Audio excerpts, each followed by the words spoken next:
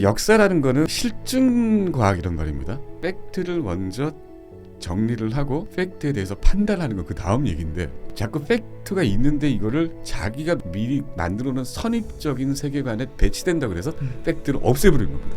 대한민국이 35년을 식민 시대를 살았기 때문에 사람들은 그 일본에 대항하는 모든 사람들을 절대 선에다가 놔버립니다. 그리고 여기에 없는 다른 쪽 친일파 사람들은 절대 악의 화신을 놔버립니다. 기자님 말씀하시는 게 공감이 된다. 근데 그런 걸 진실 그대로 팩트 그대로 날 것 그대로 이렇게 내놓다 보면 너무 아프지 않냐, 예. 너무 얼굴이 따갑지 않냐, 민망하지 않냐, 예. 이렇게 반응하는 사람도 좀 있을 것 같아요. 있죠. 굳이 이런 것까지 까발려서 뭐 할래? 저는 이렇게 얘기합니다. 그러니 대한민국이 얼마나 멋진 나라냐. 이렇게 아프고 이렇게 쓰리고 그리고 창피한 일들을 누적됐음에도 불구하고 지금 대한민국 봐라. 국민소득이 3만 불에다가 그리고 벌어지고 있는 일들을 봐라. 이건 대한민국 기적이다 이게.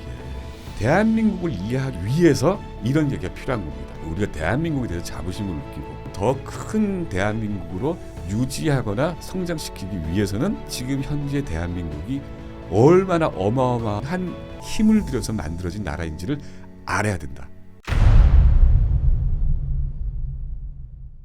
일제시대 때 임시정부 사람들의 국적은 어디였나요? 예를 들어서 임정 요인들이 100명이다 그러면 80명은 국적이 중국이었습니다.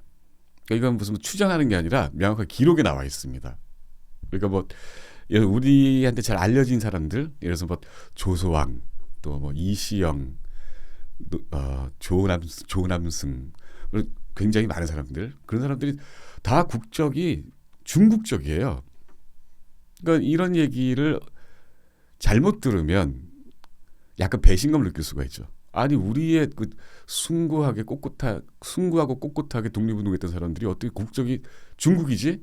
일본 국적이 아닌 것보다 다행이네 라는 배신감과 안도감을 느낄 수가 있고, 또는 이런 게 기록이 있기 전에 이렇게 주장을 하면 뭐 최근 정치권에서 그런 말이 많았었잖아요.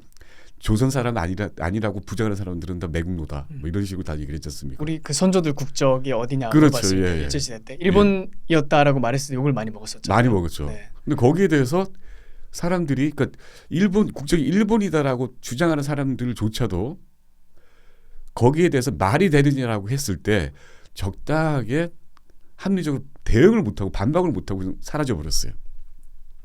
그러니까 그렇게 말하는 너가 매국노 아니냐 이래버리니까 거기서 쑥 들어와 버렸죠.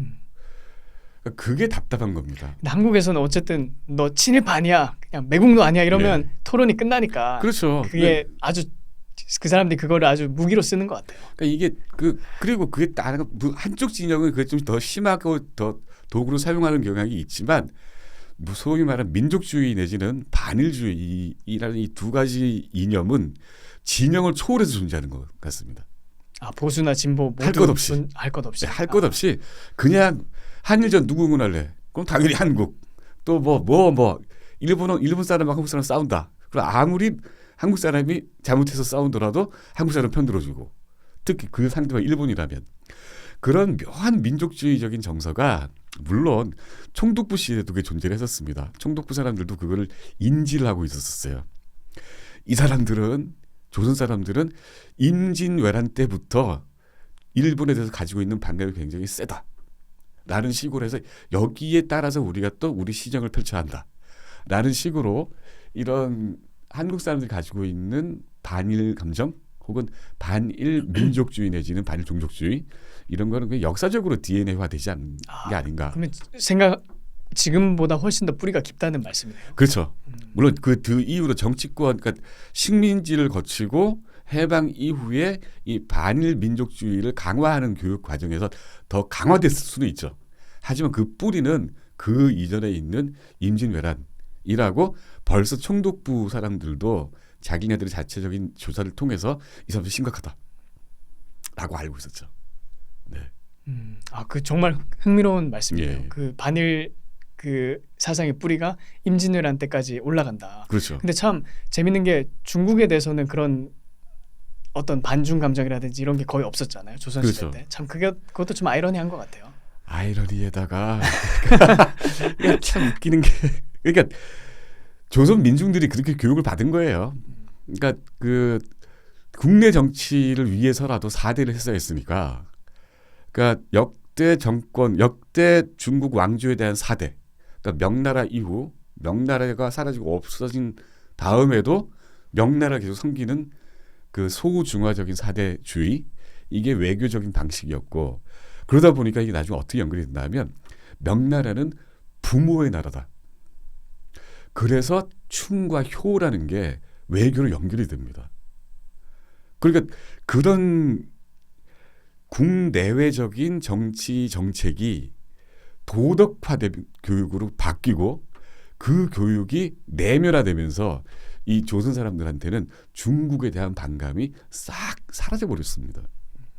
그게 식민지로 근대화에 접어들면서 근대 시대에 접어들면서 이제 그 청나라 사람들 화교들 그 사람들이 직접 그 조선에 와서 살기도 했으니까요. 그러면서 이제 중국에 대한 반감이 생기게 됐고 그다음 화교에 대한 폭동도 벌어지고 막 그랬었죠. 근데 이게 아까 말씀하신 게 임시정부를 한정해서 네. 얘기를 하자면 한 100명 중에 거의 한 80명 이상이 중국 사람이었다 네네. 이렇게 말씀을 하시는데 저는 개인적으로 굉장히 충격적이에요. 왜냐하면 네. 일반적으로 우리 생각에 선조들의 그 일제시대 사람들 독립운동할 때 당연히 국적은 뭐 일본이었다 이렇게 생각을 하겠지만 네네. 중국이었다는 것은 한 번도 생각해 본 적이 없거든요. 예. 근데 이런 문제에 대해서 이제 뭐 기자님들 이렇게 말씀을 해주셨지만 많은 사람들, 특별히 우리 역사학계에 있는 사람들이 좀 쉬쉬한다는 느낌을 많이 받아요. 그리고 이걸 숨기려고 한다는 그렇죠. 느낌을 많이 받거든요. 예. 왜 그런 것 같으신가요? 결국에는 반일입니다. 반일이고 민족주의입니다. 그게 학자들 뭐 제가 뭐 지금 뭐 방송에서 대놓고 말씀드리자면 학자들이 좀 비겁하고요. 그다음에 정치 그 역대 정치하는 사람들이 그러니까 뭐 자유당 때부터 안 그러면 뭐 박정희 정권 때 이럴 때 강조해왔던 게 민족주의였단 말입니다. 그러니까 35년 동안 그 식민 시대를 딛고 민족 자존을 회복하기 위해서 굉장히 역사에 포장을 많이 해왔습니다. 그 포장의 최앞에 서 있던 사람들이 학자들이었거든요. 그러니까 그때 사학의 주류는 민족주의일 수밖에 없었고 거기서 실증사학이 아무리 나온다 한들 나오는 순간에 이건 식민사관이다 라고 비난을 받게 되고 그러니까 기존 내러티브랑 안 맞으니까요. 그렇죠.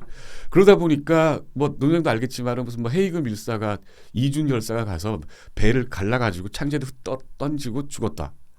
이런 동화 같지도 않은 이야기들이 팩트인 것처럼 이제 떠들어 왔었거든요. 저는 사실 그 고등학교 정규 교육 과정 거치면서 그걸 배웠어요. 그래요? 교과서를 통해서 배웠어요. 그때까지도 그 교과서에 있었어요. 그러니까 중학교 때 그다음에 고등학교 때도 그 내용을 이제 선생님한테 들었던 것 같아요. 예.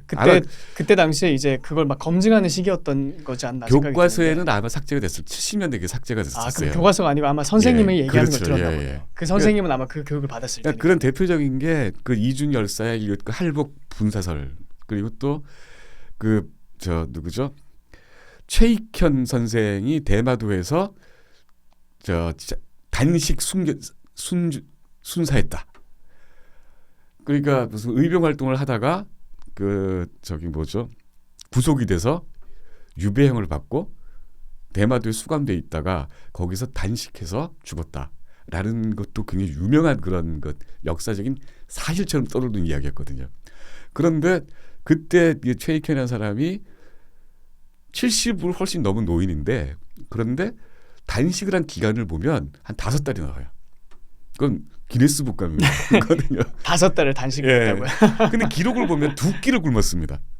이런 것들이 자꾸 포장이 되고 이걸 팩트 파인딩을 하는 과정에서 지금 드러나는데 그럼에도 불구하고 처음에 유포됐을 때에 갖고 있던 이 괴담의 힘이 너무 세지기 때문에 지금도 사람들을 그렇게 믿는 사람들이 많다는 거죠.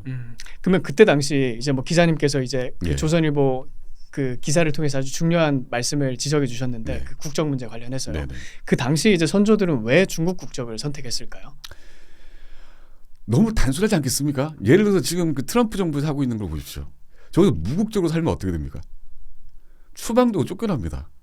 집도 못 사고 땅도 못 사고 직장에서도 괜히 눈치 보다가 최저임금 받다가 그것도 추방될 위기에 처해 그러니까 마음에 안 들면은 쫓겨나게 되고 그럼 추방 당하는 겁니다. 생존을 위해서 그리고 생활과 활동을 위해서 중국 국적을 얻었던 겁니다.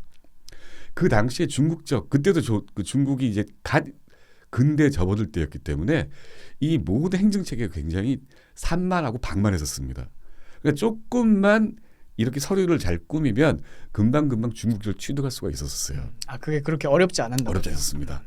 그런데 상해에 있는 프랑스 조계지에서 그 청나라 땅도 아니고 프랑스 조계지에서 이 사람들이 활동을 해야 되는데 돈은 한 푼도 없어요. 취직을 해야 됩니다. 그러려고 그러면 당연히 중국적을 얻을 수밖에 없었던 겁니다. 그 사람들이 조선에 있을 때 했던 직업이라고는 분 놀리는 선비질밖에 못했었거든요. 그럼 뭔가 하긴 해야 했는데 그러려고 그러면은 당연히 중국적을 취득해야죠. 미국에서 활동하려고 그러면 최소한 영주권이라도 있어야지 활동할 수 있잖아요. 똑같은 이치예요.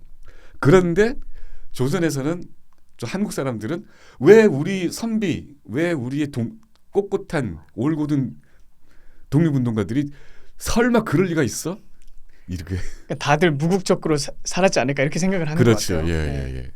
근데 이 문제가 사실 저는 뭐 기자님 또 공감하시겠지만 저는 그 사람들이 중국 국적을 가졌다는 것 자체가 문제라고 생각하지 않거든요. 그렇죠. 말씀하신 것처럼 뭐 생활하기 위해서 예. 또 그 현지 특별히 만주나 그 중국 지역에서 뭐 독립운동을 하면서 뭐 또는 뭐 거기서 생활하기 위해서는 당연히 행정적인 편의를 위해서 국적을 네. 얻는 것은 뭐 자연스러운 결정이었다 이렇게 생각을 하는데 네네. 제가 정말 이해할 수 없는 건 이 모든 걸 감추려고 하는 그 한국 역사학계 예. 또는 한국 언론들의 그 태도가 정말 이해가 안 된다. 저는 그렇게 생각을 저는 했거든요. 되게 비겁하다고 생각합니다. 아, 비겁하다. 예, 아까 예. 또 말씀해 주셨지만. 그러니까 이게 어찌 보면은 그러니까 역사라는 거는 정말 실증 과학 이런 말입니다. 먼저 팩트를 먼저 정리를 하고 팩트에 대해서 판단하는 거 그 다음 얘기인데 자꾸 팩트가 있는데 이거를 자기가 미리 만들어 놓은 선입적인 세계관에 배치된다 그래서 팩트를 없애버리는 겁니다. 여기 뭐가 있나 하면 특히 대한민국이 35년을 식민 시대를 살았기 때문에 그리고 또 일본이라는 어떤 실질적인 적치하에서 살았기 때문에 라고 생각을 하고 있기 때문에 그렇기 때문에 사람들은 그 일본에 대항하는 모든 사람들을 절대 선에다 놔버립니다. 그리고 여기 없는 다른 쪽 친일파 이 사람들은 절대 악의 화신을 놔버립니다. 그런 게 흑백식으로 구분을 해버리는 그렇죠. 거네요. 그렇기 때문에 이 사람들은 일본 국적에도 안 되고 중국 국적에도 안 되고 오로지 조선 사람이다 라고 규정을 해버리죠. 그러니까 그거는 현실이 아니잖아요. 아니죠. 팩트가 아니잖아요. 이슬만 먹고 사는 백설공주가 돼버린 거예요. 그러니까 자기 머릿속에 가지고 있는 그 망상을 역사에 투영을 해버린 거네요. 아주 관념적인 민족주의죠. 그러니까 민족주의가 어떤 때 우리 공동체를 결집시켜주는 역할도 하지만 역사를 바라볼 때는 이만큼 위험한 게 없습니다. 그건 요새 정치권에서 벌어지고 있는 진영과도 똑같은 겁니다. 이즘자나 로기를 떼야지 이제 역사가 똑바로 보이는 법인데 그걸 굳이 더 씌워버려서 보겠다 그러면 역사를 해석할 수가 없죠. 그러니까 아까 말씀하신 기자님 말씀하신 선입관의 가득한 세계관 이건 어떤 게 있을까요? 뭐 이제 간단하게 뭐 반일이 중심이 된다 이렇게 네네. 말씀해 주셨는데 거기에 대해서 좀 구체적으로 설명을 해주실 수 있나요? 그러니까 이런 거죠. 그러니까 저는 이제 고종 시대가 굉장히 흥미로워서 공부를 많이 하고 기사도 많이 썼는데 고종한테 씌워진 게 그겁니다. 그 시대 고종 시대가 43년이었는데 이 43년을 민족주의적인 그 사학자들은 어떻게 해석을 하냐면 착한, 선한, 그래서 가치관이 들어가잖아요. 선한 대 약한 그리고 근대화를 꿈꾸던 고종 정권을 간악한 일제가 강한 힘으로 위협해서 잡아먹었다. 그러니까 전형적인 교과서에서 우리가 배우는 그렇죠. 예, 그 예, 내러티브죠. 예. 역사 관련해서. 그러니까 지금 아까 말씀하신 착함과 약함 이게 동일가 돼버리고 그리고 강함과 악함이 또 동일가 돼버리고 서로가 대립을 하게 된 겁니다. 이렇게 해서 역사를 풀게 나가면은 해석할 수 없는 게 너무 많습니다. 정말 너무 산더미처럼 쌓입니다. 여기에 대해서 이런 이분법적인 세관을 가지고 있는 역사가들한테 물어보면 제가 대답을 못합니다. 그럼 예를 들어서 기자님은 아까 예. 그 내러티브를 이제 어떤 그 민족주의적 역사관을 가지고 있는 사람들은 그런 식으로 해석을 하잖아요. 예. 착한 고종이 예. 개혁적인 마인드를 가지고 있었는데 간악하고 포악한 네네. 일제의 침략에 맞서다가 결국 뭐 국권을 빼앗겼다. 예. 뭐 이런 내러티브잖아요. 예. 그럼 그 상황에 대해서 기자님은 어떻게 묘사를 하시고 싶으신가요? 고종이 나를 팔아먹은 겁니다. 너무 단순합니다. 아 단순. 예. 뭐 미사일 뭐 어떤 설명이 필요 없네요. 그냥 팔아먹은 거예요. 기록에 다 나옵니다. 아 일본 기록에 있고 실록에 있고 다른 모든 기록에 다 있어요. 명쾌하네요. 예. 네. 역사는 실증이라니까요. 팩트가 쌓이면은 그게 긴 역사가 되는 거예요. 그 역사는 그때 해석할 여지도 없게 됩니다. 그럼 예를 들어서 그러니까 고종이 40년 넘게 자기가 통치를 하면서 그때 전 세계에 있는 모든 국가 정부의 화두는 근대화였거든요. 살아남아야 된다. 이 정부 조선뿐만 아니라 모든 지구상에 있는 그때 이제 남북 전쟁 다 끝나고 이제 겨우겨우 통일이 된 미국조차도 살아남기 위해서 포경선을 타고 그리고 군을 만들고 세계를 휘젓기 시작을 했어요. 살아남기 위해서지 세계를 지배하기 위해서는 아니었거든요. 근데 그러다 강해지면서 이제 점점 지금 같은 강국이 된 거죠. 영국이든 모든 나라든 모든 제국주의를 먼저 시작했던 그 나라들도 처음에는 자기들이 부족했던 자원을 바깥에서 획득하고 확보하기 위해서 제국주의화가 된 겁니다. 그러다 보니까 청나라든 아시아 제국들 또 인도 같은 그 또 동남아에 있는 여러 나라들 이 나라들은 그 생존력에 점점 밀리게 된 거죠. 얘들 근대가 덜 됐으니까. 거기 있던 사람들도 엘리트들은 우리 빨리 근대화해야 된다. 청나라에서도 개혁주의자들은 근대화해야 된다. 다 근대화 했었는데 그 기회가 고종 40년에서도 몇 차례 있었거든요. 자기 권력만 조금만 희생을 하면 이 국가가 강병해지고 부국해질 수 있었던 그런 기회가 몇 차례가 있었는데 그때보다 고종을 외면했어요. 예를 들어서 기자님 생각하시기에 예. 어떤 결정적인 부분에서 고종이 그 기회를 발로 차버린 것 같으신가요? 예를 들어서 1876년에 강화도 조약을 맺죠. 그러니까 일본과 맺은 최초의 근대 조약입니다. 그랬더니 안에서 난리가 납니다. 그 갓쓴 양반들이 이게 말이 되느냐. 어떻게 오랑캐하고 같이 손을 잡을 수가 있느냐. 그러면서 벌떼같이 관제 데모를 해요. 거기에 함께 주동했던 고종의 정치적 기반이 자기 처족 여흥민씨들입니다. 이 여흥민씨들이 그 수구하자는 집단에 같이 손을 잡습니다. 그러면 고종이 자기가 만약에 근대화의 의지가 있었다면 그렇다면 그때 자기가 권력을 좀 양보를 하더라도 좀 강력하게 아니야 나는 일본 지금 일본이 됐든 안 그러면 그 당시 또 미국이 됐든 뭐 됐든 간에 근대를 받아들여야 돼 하고 근대적인 정책을 펼쳤어야 된다고 저는 생각을 합니다. 그런데 그때 갑자기 그 강화도 조약 이후에 몇 년 동안 이 사람이 좀 펼치려고 했던 근대화 정책을 싹 없애버립니다. 다시 그냥 청나라하고 붙어버려요. 그래서 벌어진 게 이모군란이니 그다음에 갑신정변이니 이런 일들입니다. 갑신정변은 일본의 스폰서를 받아서 근대화를 하자고 했던 사건인데 그때 모든 여흥민씨 세력들이 이 급진 개화파인 갑신정변을 했던 김옥균이나 이런 박영 이런 일파들은 또 서로 간에 정적이었거든요. 근데 고종은 바로 여흥민씨 쪽에 붙었어요. 그게 자기가 통치하기 편하니까 권력 유지하기 편하니까. 그보다 2년 전에 벌어졌던 이모군란도 마찬가지입니다. 이모군란은 1882년에 벌어졌는데 하급 군인들이 있습니다. 하급 군인들이 13개월 동안 월급을 못 받았어요.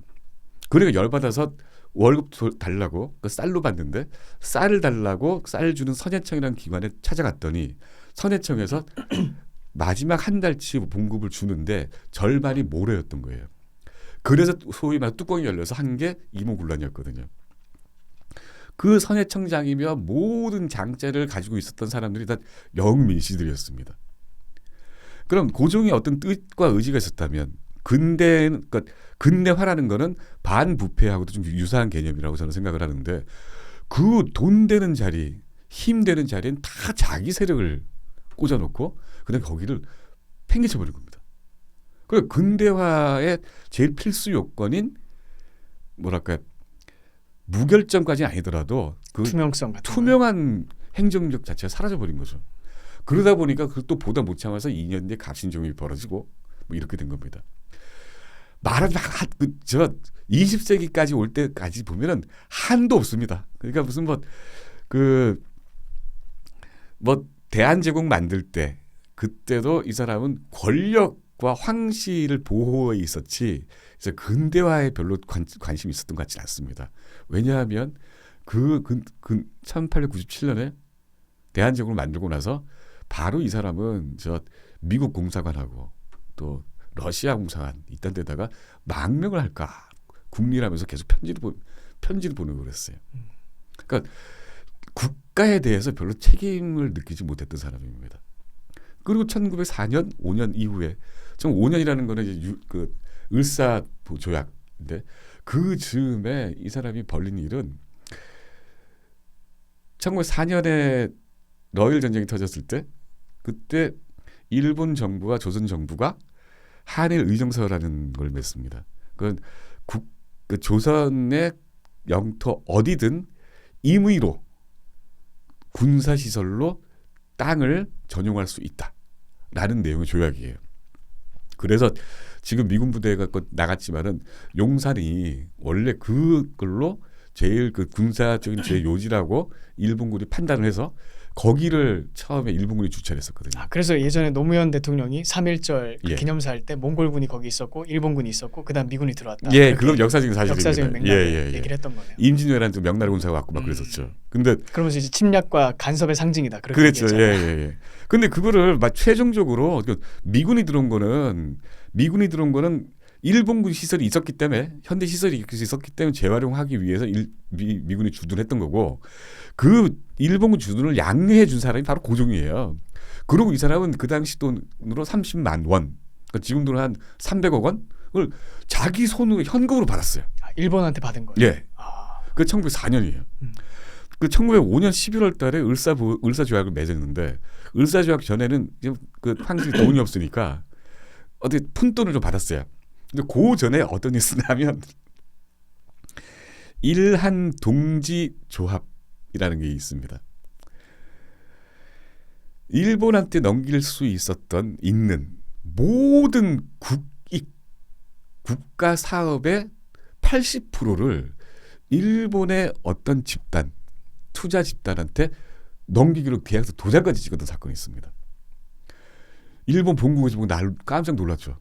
이게 뭐냐? 이게 우리가 나중에 식민지 만들면 우리가 해야 될 건데 일본 정부가 하고 총독부가 해야 되는 건데 이거를 저 황제가 일본 민간인한테 먼저 팔아먹어? 그래서 서둘러서 그 계약 자체를 없던 일로 해버렸거든요.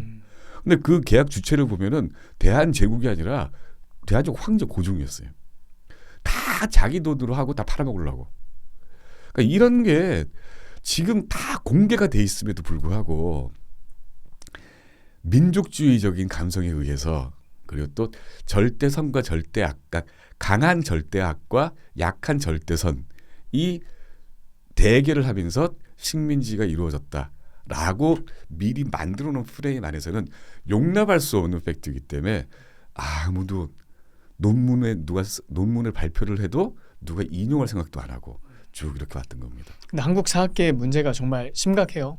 뭐 기자님 같이 이렇게 팩트를 발굴해서 뭐 기사를 쓰시거나 책을 내시거나 어쨌든 역사적인 토론을 시작을 하시는 거잖아요. 네네. 기존 학계에서 통용되는 것과 어떻게 보면 좀 배치되는 팩트를 중심으로 주장을 하시는 건데 그럼 일반적으로 이게 정상적인 학계라면 해외 같은 경우에는 보면 반박이 들어오잖아요. 그렇죠. 아, 당신이 지금 하는 연구를 보니까 이거는 팩트가 좀 엇나가 있다. 그렇기 때문에 당신이 잘못했다. 이렇게 반박이 들어오면서 그게 토론이 되면서 결국 그 분야가 성장하고 발전하는 건데 그렇죠. 이 한국 사학계가 얼마나 썩어 있는지를 알 수 있는 단면이 뭐 기자님이나 아니면 얼마 전에 오셨던 정한기 박사님 같은 분이 뭐 새로운 이제 학설을 또 팩트를 중심으로 이렇게 말씀하시면 거기에 대해서 그냥 반론이 없어요. 아니, 기존의 역사학자 뭐 이렇게 국사학자들이 하는 사람이 아니 그 사람들이 뭔가 반론을 해야지 그 다음에 토론이 이루어지면서 그렇죠. 국민들도 이제 그걸 다 양쪽 입장을 들어보면서 아 진실에 가까운 건 저 사람의 말이구나 이 사람의 말이구나 저 부분에서 뭔가 문제가 있는 것 같아 이렇게 뭔가 학습하면서 변화가 일어날 텐데 한국에서는 그게 너무 안타까워요. 그 풍토 자체가 없다는 것이. 그러니까 이게 제가 지난번에 뵀을 때도 그런 말씀 드렸는지 모르겠지만 인터넷이 이제 그 세상이 열리고 그리고 기존의 교수 연구실이나 아니면 도서관 안에 독점돼 있던 역사적인 정보들이 완전히 오픈이 되면서 저같이 좀 팩트를 찾아보자는 사람들이 점점 쉽게 이제 공부를 할 수 있게 됐죠. 이런 시대가 오리라고 아무도 생각을 못했던 것 같습니다.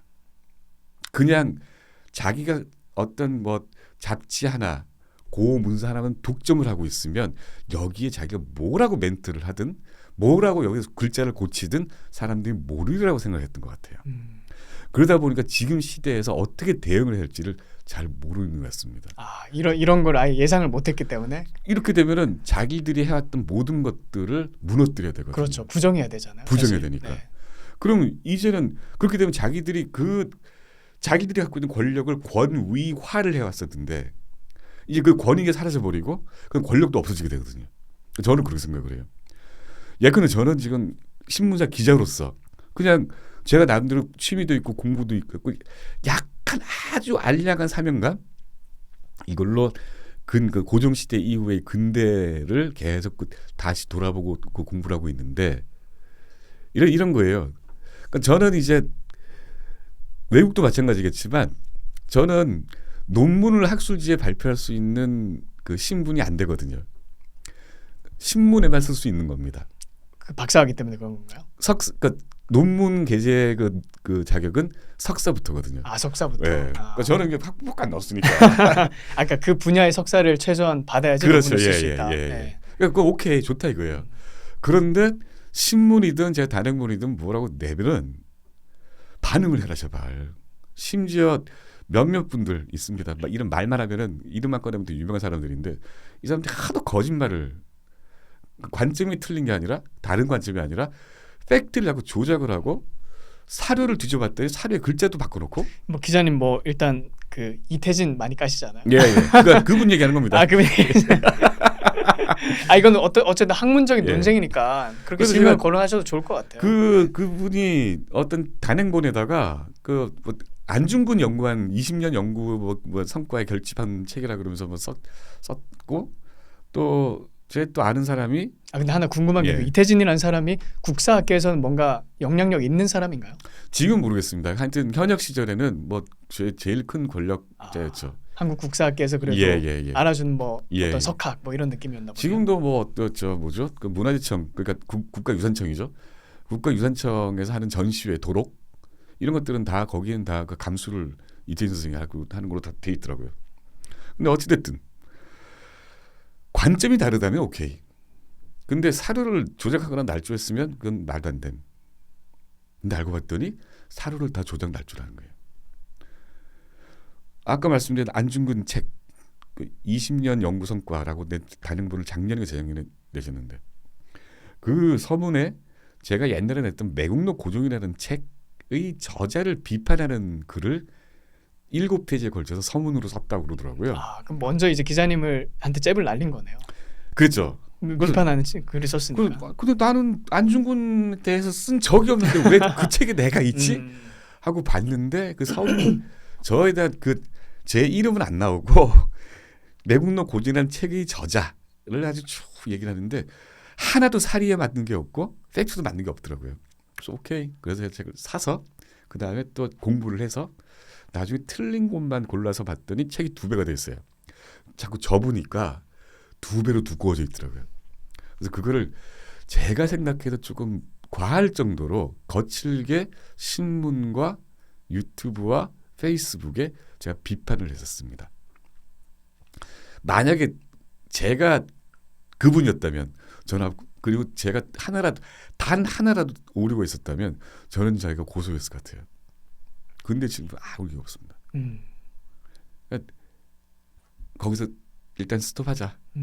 그 말은 뭐 팩트상으로는 기자님 말씀하신 게 전혀 문제가 없다는 뜻이네요. 문제 없어요. 예. 네. 그러니까 이게 결국에는 그런 일들이 벌어지는 이유가 정말 자기가 갖고 있던 세계관이 깨뜨려지기 싫고 그리고 그 세계관이 깨뜨려지면 권위가 깨져버리고 그럼 역으로 결과적으로 권력도 없어져 버리고. 그리고 또 그걸 통해서 밥 먹고 사는 사람들도 많잖아요. 그렇죠. 뭐 한국 역사 관련해서 예. 뭐 국사를 가르친다거나 아니면 강사를 한다거나 예. 이런 사람들도 많잖아요. 그러니까 그게 저는 이제 그 지금 현대사에서 조금 거리가 있는 그 고종 시대에 대해서 쭉 얘기를 해왔고 지금도 계속 그걸 탐독하고 있는 중인데 처음으로 돌아가 보죠. 지금 이제 독립운동사 얘기한단 말입니다. 독립운동사도 같은 맥락으로 갖고 얘기가 이루어지고 있는 거예요. 그러니까 뭐 논생도 흔히 들어보셨겠지만 청산리 전투, 병오동 전투 거기서 일본의 그 여단급의 무슨 3,000명을 섬멸했다. 말도 안 되는 얘기가 사실인 것처럼 떠들고 있단 말입니다. 근데 그 얘기는 지금도 교과서에 나오지 않나요? 나오죠. 나오죠. 뭐 청산리 봉오동에서 대승을 거뒀다. 예. 뭐 그러면서 그러니까 대첩이라고 그랬어요. 대첩을 하죠. 근데 그 레퍼런스는 상해 임정에서 나왔던 독립신문 그거 하나밖에 없거든요. 근데 그 독립신문이 기자를 특파한 것도 아니고 그냥 걸러걸러 그때 참전했던 병사들 혹은 뭐 장교들이 이렇게 부풀린 전과가 부풀렸더니 100이 되고 1000이 되고 3000이 되는 그런 레퍼런스가 지금까지 팩트처럼 통용이 되고 있는 겁니다. 그런데 그 일부 측 자료도 어디를 봐도 그리고 또 그때 참전했던 그 당시 조선 의용군 그 참전했던 조선족 작가가 쓴 자서전을 봐도 그런 일이 있을 수가 없는 일인데 근데 그런 것들을 자꾸 무시해버리고 한 번 설정된 신화나 괴담은 그 신화로 계속 남기고 싶어하는 겁니다. 근데 이런 부분에서 아까 말씀하신 것처럼 내러티브가 분명 있다는 느낌을 강하게 받아요. 예를 들어서 항상 미화되고 찬양되는 부류가 있잖아요. 조선시대 그리고 뭐 고종 항상 이완용이 나라 팔아먹었지 고종은 절대 아무 잘못이 없다 그렇죠. 이렇게 많이 배우죠. 그리고 또 독립운동 중에서도 무장투쟁을 한 사람들은 아주 극찬을 받고 그리고 뭐 외교 노선을 했다거나 아니면 뭐 그런 쪽에 있는 사람들은 아예 언급이 안 되거나 뭐 거의 무시당하는 항상 뭐 이렇게 샌님처럼 뭐 이렇게 미국에서 띵가띵가하면서 놀았던 사람들 이런 식으로 묘사가 많이 되잖아요. 그러니까 그런 부류에서 분명히 보면 이 사람들이 이렇게 가려고 하는 또는 이렇게 추구하는 목적지가 분명히 있다 이런 생각이 많이 들어요. 뭐 같습니까? 제 생각에는 결국에는 뭐 저도 거기에 대해서 고민을 많이 해봤는데 일단은 그 공통 분모가 첫 번째는 조선 미화 그게 일단 첫 번째인 것 같고 두 번째는 나중에 이제 그 민족주의 쪽으로 갔을 때 결국 그 사람들은 북한의 정통성이 있다고 많이 생각을 하잖아요. 그래서 북한과 통일을 했을 때 어떤 역사적인 맥락을 이렇게 정합성 있게 끼워 맞추려면 결국 그 무장 독립운동이라든지 김일성이 했던 활동 뭐 그게 진짜인지 모르겠지만 어쨌든 그런 활동이라든지 또 항일 투쟁 이런 거를 띄워야지 결국 북한과 그들이 말하는 통일을 했을 때 좀 더 그 역사를 정리하는 데 편리하지 않을까. 그러니까 북한과 통일을 염두에 둔 그 역사관이 아닐까 그런 생각도 좀 했었어요. 아주 유사하기도 한데요. 이게 참 모순인 게요. 그러니까 조선은 소위 말하는 민중민주주의 내지는 사회주의자들이 정말 싫어하는 그런 봉건 내지는 전제국가였단 말입니다. 그런데 거기에서 퍼져나온 민족주의와 그리고 무장투쟁으로 상징이 되는 이런 계급투쟁과 그 반일투쟁 이게 묘하게 60, 70년대 이렇게 겹쳐져 버렸어요. 그 옛날에는 민족주의 투쟁, 사회주의 투쟁이 구분이 돼서 서로 간에 연대도 맺기도 하고 서로 구분된다는 전제 하에서 근데 지금 어느 틈이 없어져 버렸습니다. 그러니까 성리학적인 전제 국가와 그리고 너무나도 소비에트적인 사회주의 투쟁 무장투쟁 이게 지금 온데간데 없이 겹쳐져서 지금 집회에는 다 조선 때 성리학했던 사람들 가족과 이런 사람들만 나오고 그런데 그런 돈을 쓰는 사람들은 또 무장투쟁을 성과를 올린단 말입니다. 이것도 결국은 진영으로 치자면 저는 기존의 보수 진영이 큰 책임을 져야 된다고 저는 생각을 하거든요. 왜 그렇게 보시나요? 왜냐하면 이런 집회와 무장투쟁과 또 동학을 선양하게 된 게 5.16 쿠데타 이후였습니다. 그럼 그때 박정희 정부에서 내건 게 민족민주주의거든요.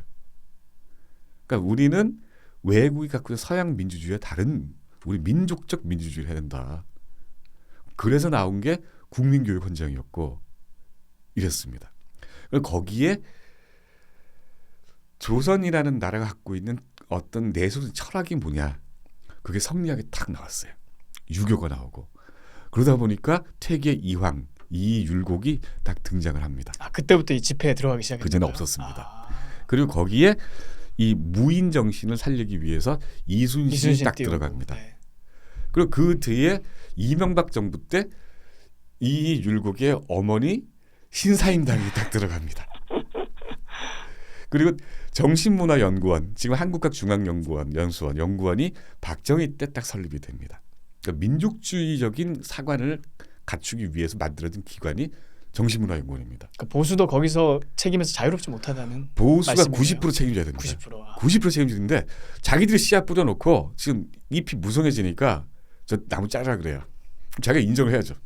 그것도 인정 안 하고 자꾸 저것들이 지금 뭐 민족주의하고 사회주의가 겹쳐서 저것들이 쇼한다 이렇게 얘기하면은 자기들이 책임질 거는 안 진다는 얘기거든요.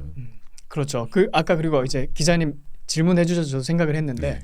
그 하나 또 공통점이 그런 역사관, 그런 내러티브를 주장하는 사람들의 공통점은 이승만 지우기인 것 같아요. 예, 이승만 예, 예. 지우기. 그러니까 그 결론을 말하다 보면 결국 이승만은 없더라고요. 그러니까 이게 또 웃기는 경우죠. 그 이 지금 그 국정 문제 다시 돌아가면 이승만 지우기가 목적이었는지 아니면 의도하지 않은 결과였는지는 모르겠지만 김구를 위시한 상해에 활동했던 독립운동가들은 모두 조선인이었다라고 얘기를 합니다. 거기서 말하는 조선인이란 같은 말을 쓰는 조선 민족을 뜻합니다. 이 민족과 국적 개념을 싹 붙여버리고 자꾸 이렇게 상해 사람들 조선인이다. 이거를 부정하면 매국노다라고 얘기를 하게 되는 거예요. 그런데 이승만 케이스에는 어느 서류 하나가 국적이 일본으로 돼 있는 자필로 일본이라고 쓴 문서가 하나가 있어요. 이전도 이후에도 그게 없습니다. 무언가 그때 2차 대전 날 때쯤인가 1차 대전 그 즈음에 한번 미국 영토 내에 살고 있는 남자들의 이 등록을 정리를 하면서 만든 서류에 그렇게 하면 적혀 있는 게 하나 있어요. 그걸 끄집어내서 저쪽 사람들은 이것 봐라 매국노 아니냐 쪽발이다 이렇게 얘기를 합니다. 근데 이승만은 그 이후에 미국 국무성에서도 헷갈려 할 정도로 미국 국적도 없지 조선 국적도 없지 일본 국적도 없이 그러니까 아주 말도 안 되는 여권을 특수 여권을 발급해서 그 다닐 정도로 그 아주 신통방통한 사람이었거든요. 그러니까 평생 무국적자로 살았잖아요. 무국적으로 산 일제 시대 사람이거든요. 때. 예. 네. 그런데 그 되도 않는 서류 하나 끄집어내 가지고 저건 일본인이다.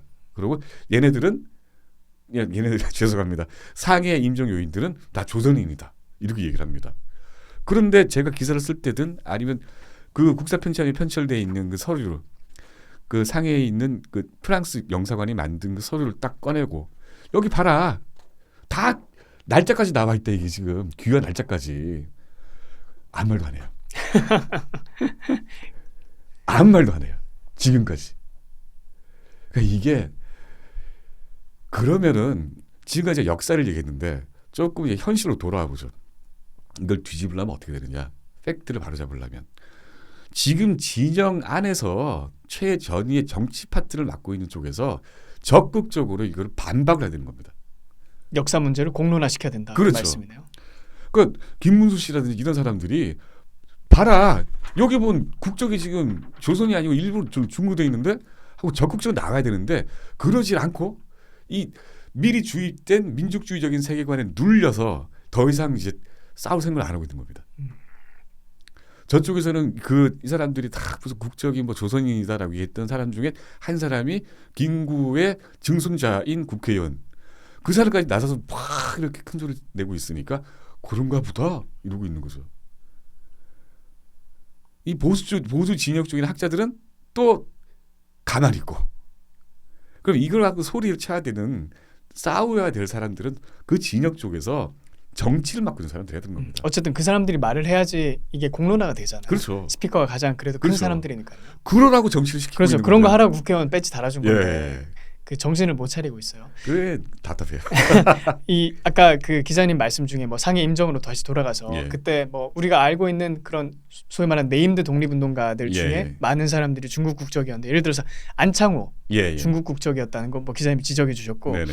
논란이 되는 사람이 이제 김구예요. 네네. 김구 국적이 무엇이었나 그리고 김문수 그 장관이 그때 청문회 할 때도 김구 국적 가지고 또 문제가 그렇죠. 됐었잖아요. 예. 이 김구 국적은 일제 시대 때 뭐였던 것 같으세요? 그러니까 김국주 사실은 지금 현재 저한테는 의문사항입니다. 약간 좀 퀘스천 마크가 있다 생각을 하시는 거네요. 왜냐하면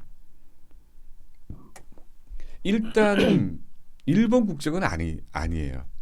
일본 국적은 그러니까 이건 일본 국적이 되게 복잡한데요. 이게 뭐 조선적 또 무슨 일본적 이런 게 조선에는 일본 국적법이 좀 애매하게 적용이 됩니다. 식민지였기 때문에 좀 복잡한 게 예, 있었겠어요. 대만이나 이런 데 좀 달라요.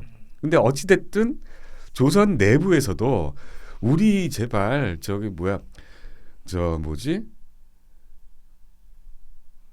그러니까 일단 지금 여기서 예. 좀 애매한 부분이 한반도에 그때 당시 일제 시대에 살고 있었던 사람들은 예. 조선인들은 국적 일본이었잖아요. 그렇죠. 그건 예. 분명하죠. 예. 근데 이제 만주 지역이나 중국에서 독립운동을 네네. 하던 사람 또는 미국에서 독립운동 하던 사람들은 그 한반도라는 그 관할권에서는 일단 벗어나 있기 때문에 그 사람들의 국적이 이제 항상 논란이 많이 되는 거잖아요. 그렇습니다. 네. 예. 그 만주를 예로 들자면 이거 조금 더 편하겠습니다. 만주 지역은 벌써 구한말 때부터 이 가난을 탈출해서 그쪽 이민 간 사람들이 많았었습니다. 그리고 청나라가 이제 뭐죠 중화민국으로 이제 신해혁명 민국으로 바뀌고 나서 재산권 분쟁이 많아져요. 옛날도 살아왔는데 국적이 없으니까 국적이 조선적이다 보니까 그러다 보니까 토지 소유권을 인정 못 받게 되는 겁니다. 그래서 그때 중국적을 취득하는 운동이 벌어집니다. 조선 사람들 내부에서. 그러니까 마치 미국 이민 가서 미국 그렇죠. 국적 취득하듯이 그렇게 한 거네요. 뭐 영주권 뭐 이런 다 그러니까 입적이라 그럽니다. 이제 그런데 한일 병합 이후에 그때 이 사람들은 또 이제 조선족이 없어져 버린 겁니다. 그러다 보니까 이 사람들은 자꾸 중국적을 취득을 하려고 해요. 그런데 일본에서는 자꾸 중국적을 취득하게 되면 자기네들이 나중에 대로 진출할 때 이건 말이 안 되거든요. 저 사람들도 우리네들 통치를 해야 되고 자기네들 저자산도 우리들이 세금을 걷어야 될 그런 것들인데 그래서 나중에는 조선 내부에서 20년대 30년대 조선 내부에서 제발 만주 사이에 있는 우리 조선 사람들 이중국적을 인정해 주거나 중국적 취득을 인정하게 해달라라고 얘기를 합니다. 그러니까 그 얘기는 그쪽에 있는 사람들을 일본이든 총독부든 모두 일본적으로 취급을 했었거든요. 근데 일본적 취급을 해버리면 그럼 저 토지를 살 수가 없게 된단 말입니다. 그러니까 만주 케이스만 보면 이 일본에서는 이 사람들 일본적으로 생각을 했던 거예요. 근데 상해에 넘어간 사람들은 1910년 이전에 날아간 사람들이거나 하여튼 이 일본 국적법이 한반도 시행되기 전에 나간 사람들이 대부분이기 때문에 이 사람들은 진짜 무국적으로 살았던 겁니다. 무국적으로 살다가 도저히 못 살겠으니까 다들 중국적을 취득을 하게 된 겁니다. 그래서 이따가도 말씀드리겠지만은 김구가 쓴 백범일지에 보면 나를 입적을 핑계로 뭐 체포를 못하게 했다는 등 그딴 소리를 했다는데라는 그 구절이 나옵니다. 그러니까 일본이 자기를 체포하려고 했을 때 입적을 핑계로 중국에서 그걸 막았다 뭐 이런 막을 생각하지 마라. 막을 생각하지 마라. 중국 공안한테 그렇게 얘기했다는 부분이 있어요. 그러니까 일본 기록도 있고 그 김구 백범일지도 있습니다. 그러니까 일본이 중국한테 그렇게 얘기를 했던 그렇죠. 거죠. 예. 우리가 지금 김구를 체포하려고 하는데 그 사람이 중국에 그러니까 소위 말해서 관로 치고 중국에 입적했다는 이유 때문에 우리의 공권력 행사를 막지 말라. 그렇죠. 그렇게 말했다는 거죠. 근데 그 입적이라는 게 과연 이게 저 중국적을 취득한 그 입적이냐 아니면 다른 걸 뜻하느냐 여기에 대해서는 조금 논란이 있긴 해요. 통상적으로 근데 입적하면 국적을 바꾸는 거 아닌가요? 상식적으로 입적이죠. 네. 근데 이게 그 프랑스 영사관이 그 프랑스 조계 내에 있는 한인들의 국적과 주소 그리고 이런 신상을 파악한 그 표에 따르면 김구는 국적이 니엔트 없음 해놓고 그러니까 중국적이 없음이라고 해놓고 의문부호가 적혀 있는 겁니다. 그 표에서 두 사람이 그렇게 돼 있어요. 다른 사람들은 없으면 그냥 없으면 없거나 있으면 언제 취득했다가 나오는데 김구가 없는 겁니다. 그런데 여기 문제가 그렇다면 이 얘기는 뭐냐면 이 프랑스 영사관 사람들이 파악을 못했다는 이야기입니다. 국적이 뭔지를. 그런데 이 그 표를 국역을 해서 저 국사편찬위원회 국역본과 원본이 그대로 다 스캔이 되고 필요돼 있는데 국역본에는 이 김구 옆에 붙어 있는 의문부호가 없습니다. 아 그래요? 그냥 중국적 없음이라고 돼 있는 거예요. 이게 언제쯤 그 국역이 됐나 봤더니 한 2005년쯤 된 것 같아. 제 기억이 그래요. 그때도 뭐냐면 그때 정치권 혹은 국사편찬위원회 사람들이 진영이 뭐가 됐든 김구 옆에 물음표가 붙어 있던 걸 싫었던 겁니다. 그게 그냥 굉장히 그 그러니까 그 역사가 불편했던 거네요. 꺼리게 우리 백범 김구 선생이 무의문부어 이거예요. 그래서 그걸 그냥 지워버린 거네요. 그냥 국역에서 지워버린 겁니다. 일단 원본을 지워버리면 날조가 돼버리니까 국역본은 없는 거예요. 그래서 야 이건 해도 너무한다. 김구라는 그 역사적 인물은 정말 문제적 존재인데 이거를 만약에 이 원본을 볼 생각 안 하고 국역만 신뢰를 하고 그대로 봤다면 김구 국적이 없대잖아 하고 확정이 될 뻔했던 거죠. 그리고 웬만한 사람들은 그렇게 원본을 보지 않잖아요. 다 그냥 한국에서 제공하는 자료를 찾아보겠죠. 근데 원본도 같이 있으니까. 같이 있어요? 같이 있어요. 그러니까 저는 이제 그걸 보고 그러니까 저도 처음에는 원본을 놓쳤죠. 그러니까 국역을 먼저 보기 쉬우니까. 근데 원본을 봤더니 저 물음표가 있는 겁니다.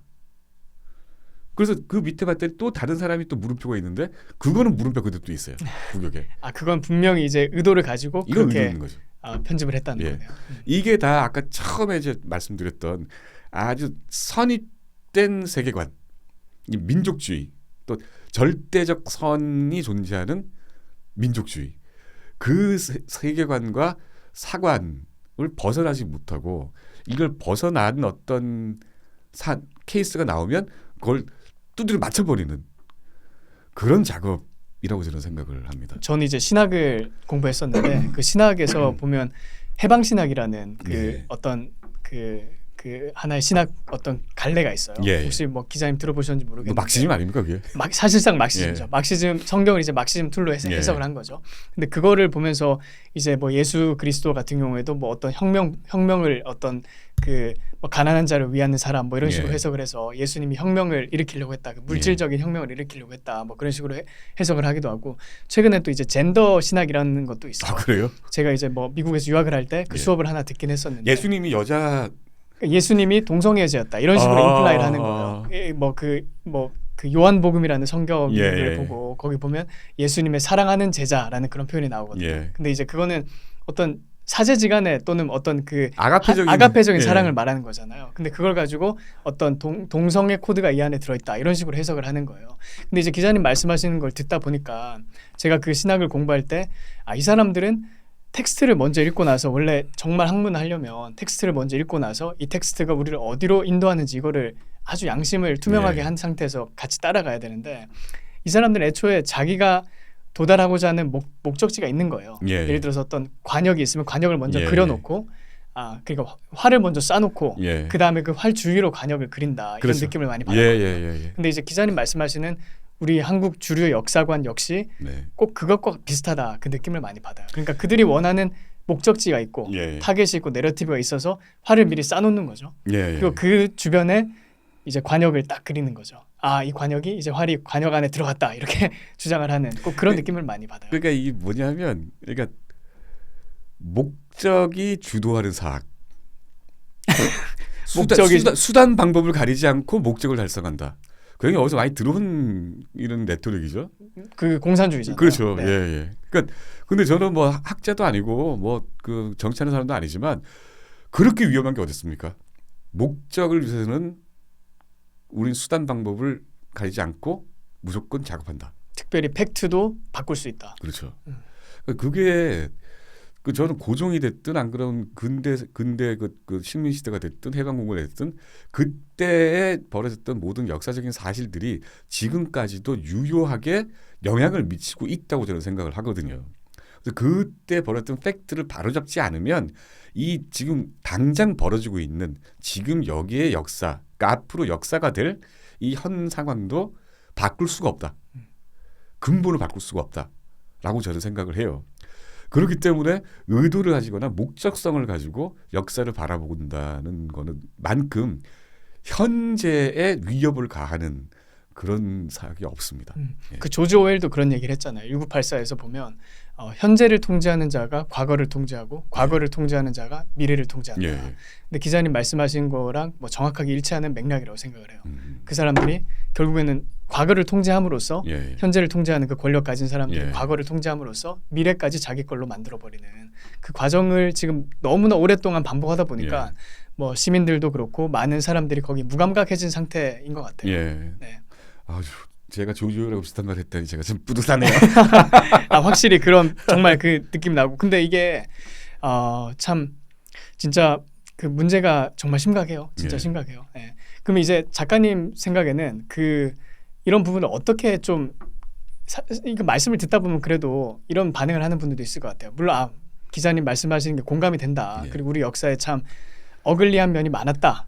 근데 그런 걸 너무너무 진실 그대로 팩트 그대로 날 것 그대로 이렇게 내놓다 보면 너무 아프지 않냐. 예. 너무 얼굴이 따갑지 않냐. 그리고 민망하지 않냐. 예. 이렇게 반응하는 사람도 좀 있을 것 같아요. 있죠. 어떻게 제가 말씀하고 유튜브를 싶으신가요? 하든 뭐 신문에 좀 아픈 얘기를 쓰면 네.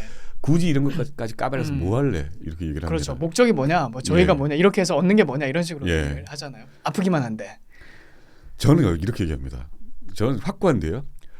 그러니 대한민국이 얼마나 멋진 나라냐. 이렇게 아프고 이렇게 쓰리고 그리고 창피한 일들을 이 모든 것들을 이 누적됐음에도 불구하고 지금 대한민국 봐라.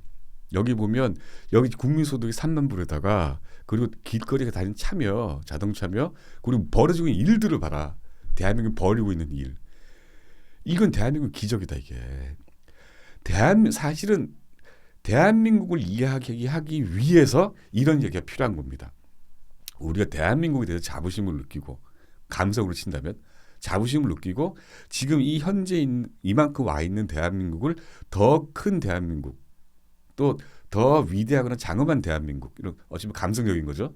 그리고 더욱더 숫자로 봤을 때도 더 큰 대한민국으로 유지하거나 성장시키기 위해서는 이 지금 현재 대한민국이 얼마나 어마어마하고 한 힘을 들여서 만들어진 나라인지를 알아야 된다.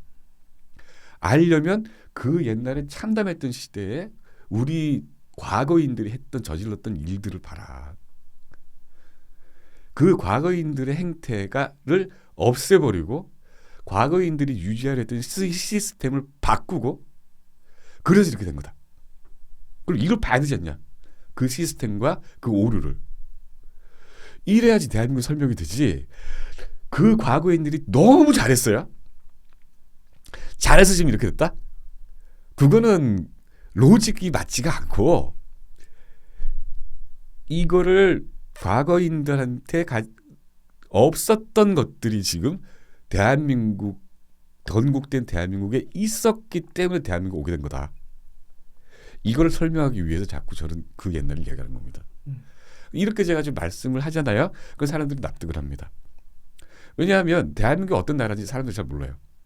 저도 몰랐었고 90년대까지만 해도 저는 그 사회생활 초년명 때 그때는 대한민국은 지구상에서 그렇고 그런 나라 그냥 뭐 자본주의 국가 중에서 좀 그렇고 그런 나라 좀 개발도상국 정도밖에 안 됐었거든요. 그럼 맨날 집에 어디 부잣집에 가면은 테레비는 소니고 또 뭐 자동차가 가끔씩 이제 미제 들어오거나 일제 들어오면은 저 매국노 소리 들을 정도로 부자 취급받고 지금 바뀌었잖아요.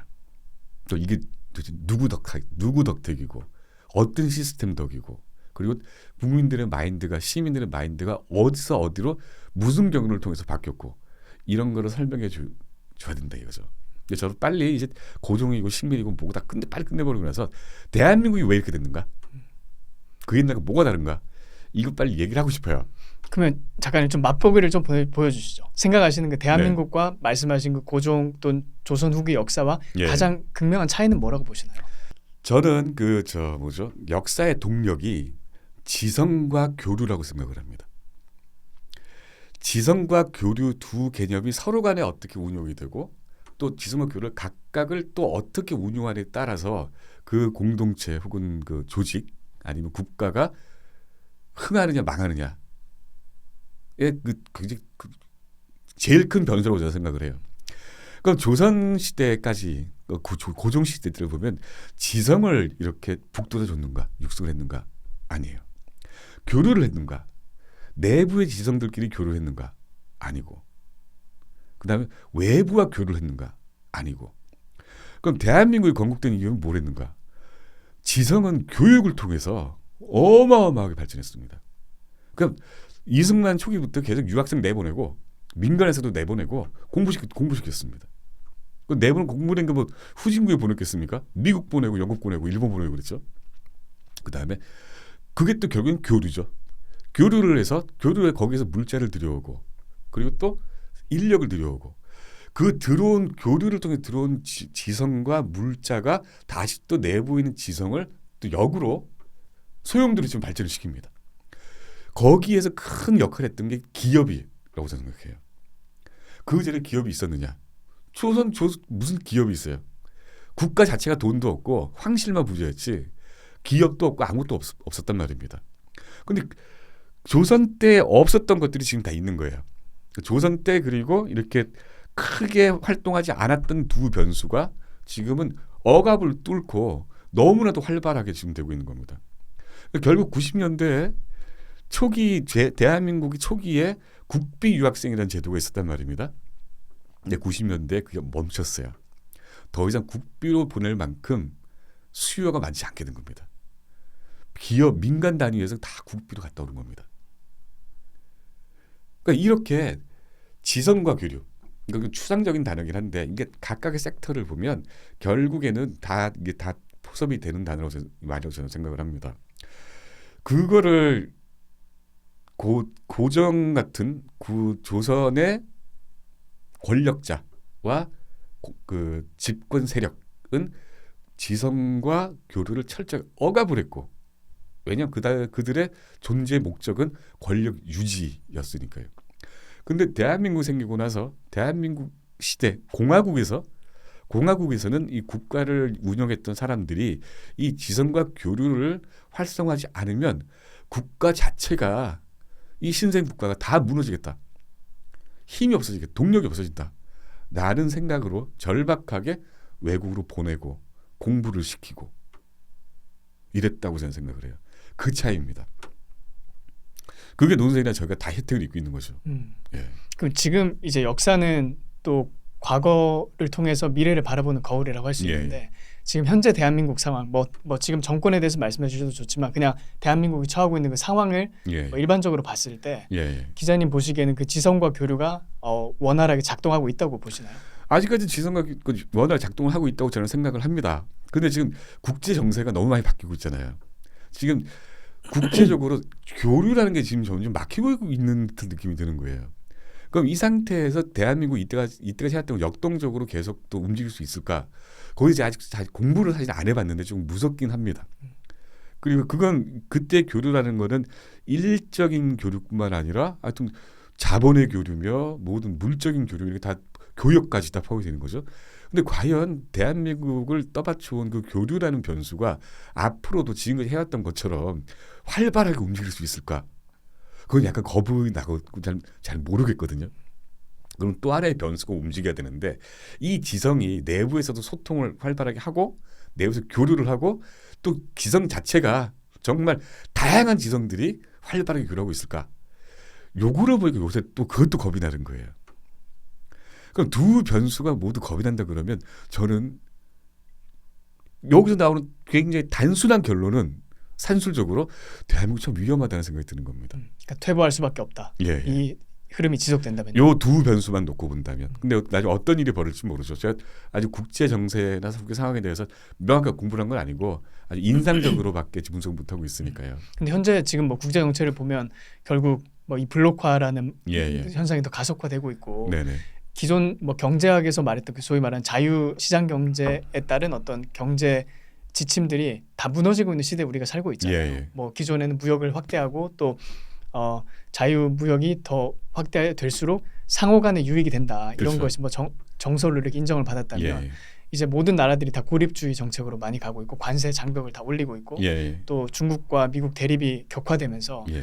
이제 둘 중에 하나를 선택해야 되는 상황이 대한민국도 이제 맞이하게 네네. 된 거잖아요. 당연히 미국 쪽으로 저는 가야 된다고 예. 생각하지만 그러면 또 중국을 통해서 얻었던 많은 경제적인 것들은 또 희생을 할 수밖에 없겠죠. 예. 그러니까 이런 아주 미증류의 상황에서 어떻게 이걸 헤쳐나가는지 리더십이 정말 중요하다 이런 생각을 많이 해요. 그 결국 역사가 또 지금 역사가 지금 현재 거울이라는 말이 그 단순하면서도 들어맞는 게 고종 시대 때 어떻게 했느냐를 보면 그때는 지성이 완전히 메말라 있었거든요. 갓 외부에서 들어왔던 지성, 그러니까 내부 혁명을 일으킬 수 있었던 지성들은 다 압살당해버리고 온건파든 급진파든 내부에서 그냥 길게 보면 4대라고밖에 설명할 수 없는 그런 세계관을 가지고 있는 폐쇄적인 지성이 거의 그 만국대까지 갔었단 말입니다. 지금 권력을 잡고 있는 대한민국의 지성이 과연 이 점점 닫혀가는 교류의 변수를 타개할 수 있을 만큼 활발하게 내부 소통을 하고 있을까? 또 다른 어떤 해결책을 제시할 수 있을 만큼 자기네들의 권력을 희생하더라도 그게 공동체에 이익이 되는 뭐가 있다면 그걸 택할 만한 그런 지성일까? 그건 제가 굉장히 부정적으로 저는 보거든요. 네. 그럼 역사는 거울이 맞아요. 그 옛날 100년 전, 120년 전에 벌어졌던 것과 지금이 너무 비슷하다. 그런 생각이 든 겁니다. 이 부분에서 이제 예. 사실 아까 말씀하신 그 우리 역사에서 그 왜곡되는 부분 중에 또 우리 많은 정규 교육 교과 과정을 이제 거치면서 자라나신 분들이 헷갈리는 부분 중에 하나가 이제 건국과 해방과의 차이인 것 같아요. 예. 이제 뭐 기자님께서 이 부분에 대해서 이제 글도 많이 써주시고 설명을 해주셨는데 건국과 해방은 같은 건가요? 이 논란 항상 논란이 되잖아요. 그리고 사실 이거는 대한민국 건국이 언제 됐냐? 이걸 가지고 맨날 정치권에서 이제 보수 정권 특별히 이렇게 들어서면 우리 5천년 된 거 아닙니까? 정답을 말씀하시는 청문회 통과는 잘하시겠어요, 기자님. 자세한 내용은 독립과 건국이 어떻게 같겠습니까? 예. 그리고 그러니까 추상적으로 논리적으로 건국이 뭐고 독립이 뭐다라고 얘기하는 것보다 그거는 그 논리끼리 싸워버리면 답이 안 나옵니다. 근데 건국이 뭐냐, 해방이 뭐냐, 요 개념부터 먼저 보면은 같을 수가 없는 거예요. 해방 즉 독립이라는 거는 억압하는 외부 권력으로부터 벗어나는 게 독립이고 해방 아닙니까? 그거는 일단 공식적으로는 일본이 패망한 공식으로 항복을 선언한 8월 15일. 더 쉽게 말하자면 그 1945년 9월 9일 미조리오 한 위에서 메가더 앞에서 일본이 항복 무죄 선명한 날, 그날 이제 해방이 된 겁니다. 건국이 됐나요? 건국은 뭐냐면 누구나 그럽니다. 나라를 세우려고 그러면은 나라의 요소가 있지 않습니까? 그건 다 알고 있잖아요. 국가가 있어야 되고 정부가 있어야 되고 주권이 있어야 되고 몇 가지 요소가 있단 말입니다. 그런데 그 모든 것들을 움직이려면 더 구체적인 어떤 실체가 필요한데 그게 정부고 의회고 그리고 이 모든 사람들 또 모든 이 요소들의 구심점이 될 수도가 필요합니다. 그거를 정한 날이 1948년 8월 15일입니다. 그날 정부가 섰고 의회가 섰고 의회는 1948년 5월 31일에 섰고 그리고 1948년 7월 17일에 정부법이 생기고 헌법이 생겼습니다. 그리고 8월 15일에 그 모든 게 의거하여 정부가 생겼습니다. 그리고 관습법에 따라서 서울이 수도로 당연히 정해졌고요. 그러니까 정부와 의회와 수도가 딱 규정된 날이 1948년 8월 15일입니다. 그날이 건국된 날이에요. 이거를 건국절로 기리자 말자 이거는 다른 얘기죠. 건국이 언제 일어났느냐? 팩트로서 따져보면요. 그럼 그날입니다. 그리고 그 정부와 의회와 수도가 정해지면 건국이 시작된다고 규정한 사람이 누구냐? 김구입니다. 아, 김구가 그 얘기를 했어요? 예. 다른 때도 아니고 1941년 11월 달에 그때 상해 임정, 그러니까 중경 임정이죠. 중경 임정에서 대한민국 건국 강령이라는 걸 발표합니다. 조소왕 선생이 이발을 하고 그다음에 거기 있는 그 국무회의에서 통과를 해서 임정 명의로 발표를 합니다. 그때 임정 주석이 김구였고 그래서 그때 이러함으로써 복국이 완성이 된다. 복국은 국고를 회복하는 게 완성이 되고 그렇게 해서 저걸 다 퇴치하고 이 국토를 완전히 우리가 장악을 할 때 이제 복국이 완성이 된다. 그리고 건국은 몇몇 그 이후에 어떻게 해서 정부와 의회와 이 수도를 정할 때 이제 건국의 일기가 시작이 된다. 그래서 건국이 5기, 6기까지 이렇게 규정을 해놨습니다. 아주 구체적으로 지정했습니다. 그게 임정이 1941년 11월 달에 발표한 대한민국 건국 강령이 규정이 됐어요. 그런데 이 사람들이 참전을 하려고 보니까 갑자기 해방이 돼버렸어요. 그러니까 8월 달에 해방이 됐고 그리고 9월 달에 이 임정 사람들이 귀국하기 전에 이걸 재확인을 합니다. 우리가 복국을 하기도 전에 해방이 되고 말았다. 이제 돌아가면 이제 건국을 해야 될 단계다. 아, 그렇게 얘기를 해요. 그렇게 규정이 되어 있습니다. 그 말은 이제 그때 당시 건국이 안 됐었다는 뜻이죠. 그리고 돌아와 봤더니 사회주의 계열에서 건국준비위원회를 만들어 놨어요. 그쪽 계열에서도 건국을 해야 된다고 합니다. 그러니까 인공이며 아니면 또 건준이 모르는 사람들도 국내에서의 또 활동가들도 건국을 해야 된다고 합니다. 아, 생각해보니까 그렇네요. 다 그러고 건준위원회 이런 게 있었잖아요. 예. 그 사람들도 아직 나라가 안 선 거예요. 해방됐는데 우리 아무 준비도 안 돼 있다. 그러니까 건국을 해야 된다. 그러니까 소비에트 하겠다는 사람들은 건국준비위원회 또 조선인민공화국 이런 걸 만들어가면서 계속 자기네들 주도권을 잡아서 건국하려 하고 인정에서 온 사람들은 자기네들이 주도를 해서 이제 건국을 하겠다면서 41년에 발표했던 건국 강령을 한 번 재확인을 합니다. 그게 45년 9월이었고 46년 1월 그때 한 번 더 자료집을 내는데 거기에 똑같이 이 건국 강령을 다시 삽입을 해서 사람들한테 뿌려요. 비매품으로. 이 얘기 뭐냐면 모든 사람들이 건국하는 데는 합의가 다 앞으로 건국을 해야 된다는 합의돼 있어요. 근데 모두가 그 주도는 자기네들이 하겠다는 겁니다. 그래서 임정이 그때부터 임정 봉대 우리 한민당만이 이 정통성이 있다. 네. 그러니까 우리의 법통을 따라라. 그러니까 일당 독재를 거듭 천명을 합니다. 이 독재라는 거는 무슨 나쁘게 말하는 게 아니라 오로지 우리만이 건국을 주도할 수 있다라고 얘기를 하죠. 그러니까 사정이 뭐냐면 그동안에 저 상해에서 중경까지 유민 생활하면서 유지해왔던 인정이 돌아왔더니 처음에는 인정해 준도 했으나 구심 세력으로 국내에서 활동하고 있거나 미주에서 활동하고 있던 사람들한테 그만큼 정통성을 획득하지 못했다는 이야기입니다. 그다음 이 사람들이 아주 촉박하다 그러나 그런 감에 휘말리면서 자꾸 이제 점점 분열이 돼가는 거예요. 그러다가 나중에 1948년 5월 10날 총선거가 벌어지는데 인정 세력은 불참을 하죠. 그 5월 10날 총선거로 만들어진 게 건국의 1단계 중에 하나인 의회였거든요. 거기에서 임정 사람들은 한 사람도 끼지 못합니다. 그러니까 김구주도 사람들, 한독당 사람들이죠. 불참을 선언했으니까요. 그리고 이러해서 1948년 8월 15일에 이제 건국이 됩니다.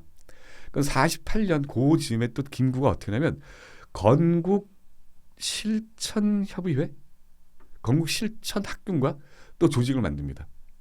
48년 1월달에 건국을 하자는 겁니다. 그때까지 건국을 하자. 그러니까 건국하기 위해서는 인재를 키워야 되니까 그 학교를 만들겠다.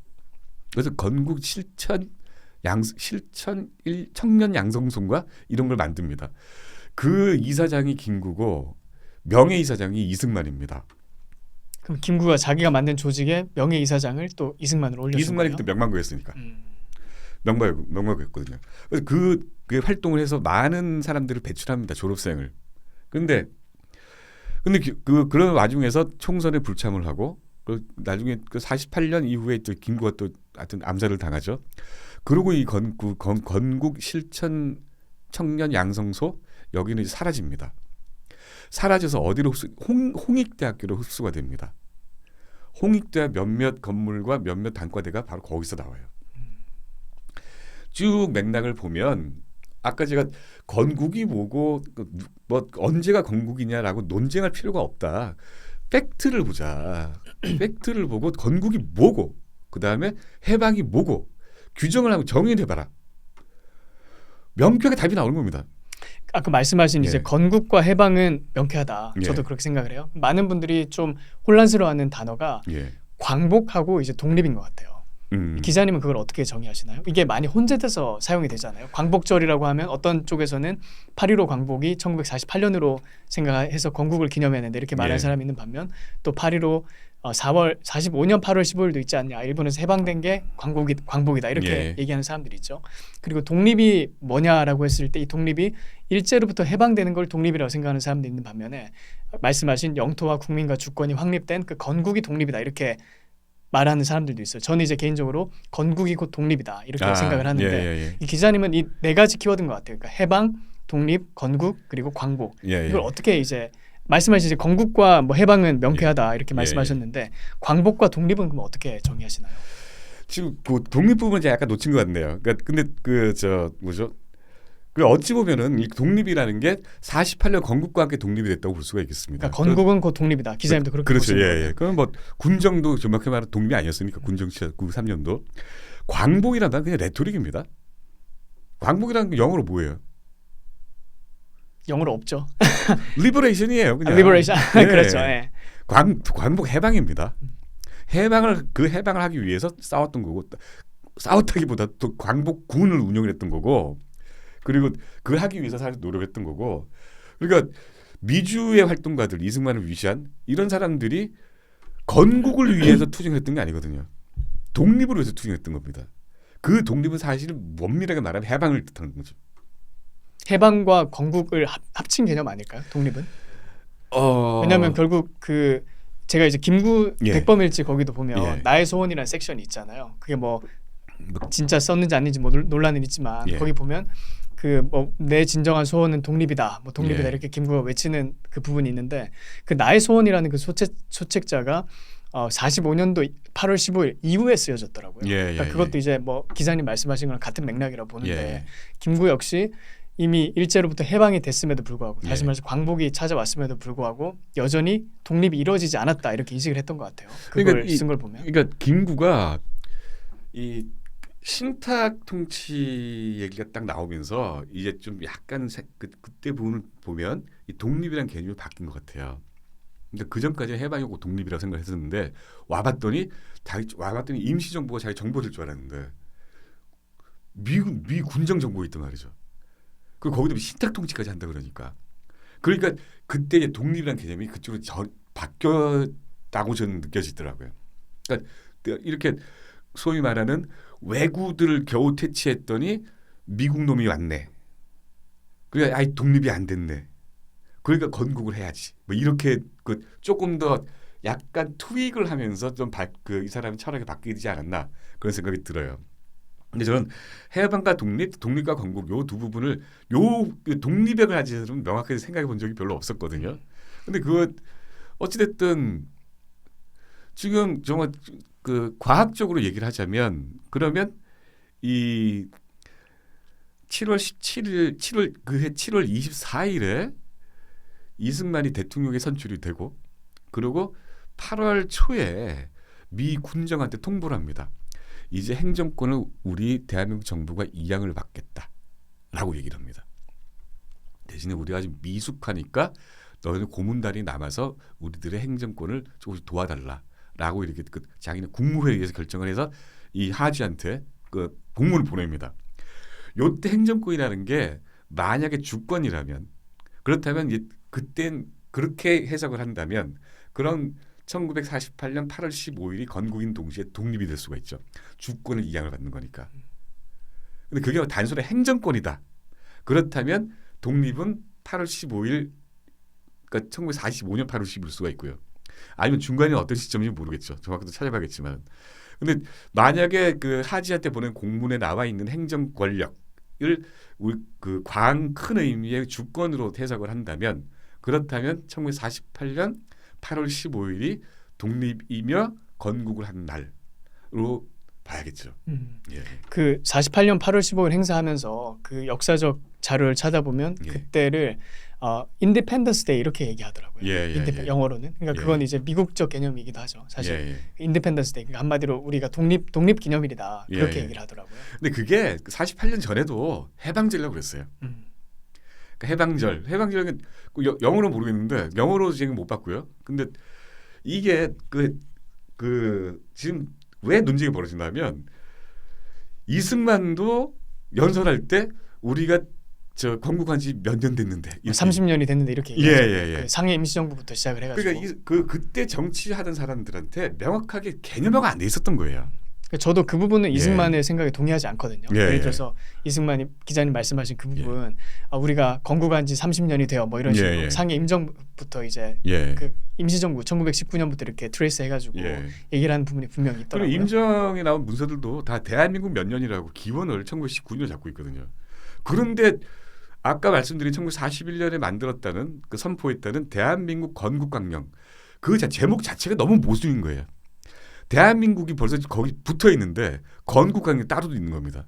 그럼 민국 몇 년에 나와 있고 그럼 건국이 이때 됐는데 건국강령 또 따로 만들었고 거기에 따르면 아직 복국도 안 돼 있다는 겁니다. 그 모순된 개념들이 그 서류 안에 들어 있거든요.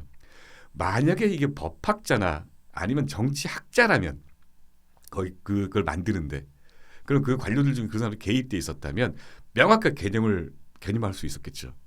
그런데 그때 있던 사람들은 대부분 선비 출신에다가 또 뭐 김구처럼 뭐 그런 무관한 사람들인데다가 그런 개념과 상관없이 정말 레토릭적으로만 생각했다고 저는 생각을 합니다. 그러니까 그런 부분은 이제 후대 역사학자들 그리고 정치권에서 함께 좀 논의를 해서 깔끔하게 정리를 해야 될 필요가 있다 이렇게 그렇죠. 생각이 들어요. 네. 근데 그걸 안 하고 있지 않습니까 지금? 그리고 지금 뭐 현재는 아까 기자님 말씀하신 그런 건국에 대해서도 지금 건국이 언제 됐느냐도 사회 통합이 안 되고 있잖아요.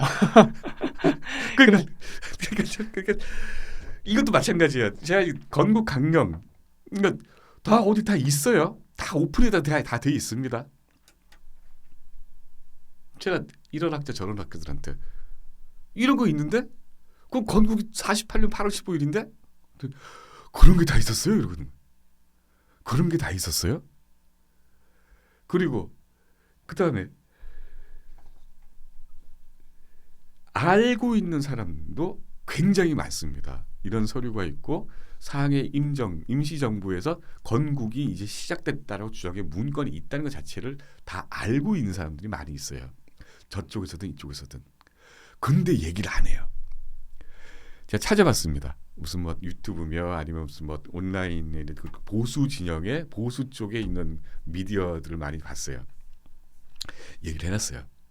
건국 강령에 따르면 이러니까 상해 임정에서도 지금 건국이 안 됐다고 얘기를 하고 있다. 그런데 너무 어려워요. 글이. 무슨 말 하는지 좀 모를 정도로.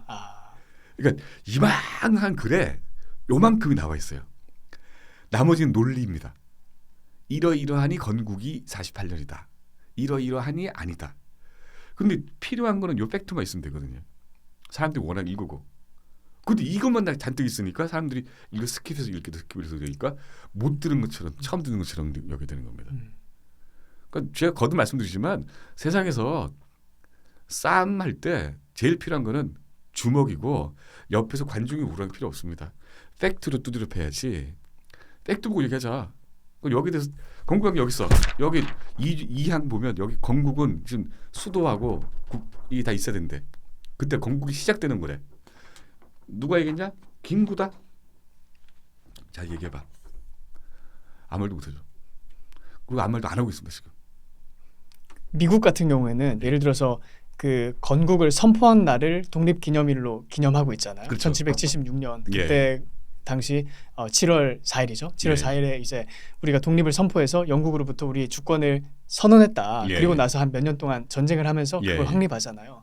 근데 한국에서 이제 임시정부가 건국의 근원이다라고 주장하는 사학자들은 또 미국 예시를 많이 인용을 해요. 그러면서 미국의 사례를 봐라. 그때 당시에 영국과 전쟁을 치르고 있을 때, 심지어 전쟁을 선포했을 때 예. 그때를 건국의 시작으로 잡지 않냐. 그러니까 1919년 특별히 3.1운동을 기점으로 해서 임시정부가 생겨났을 때 그때 정신을 기려서 우리도 미국처럼 건국을 그때 1919년으로 잡아야 된다. 이렇게 얘기하는 사학자들도 있는데 거기에 대해서 기자님 어떻게 보시나요? 왜 그 사람들이 맨날 반미하다가 그때만 미국 선택적 친미죠. 말이 안 되죠.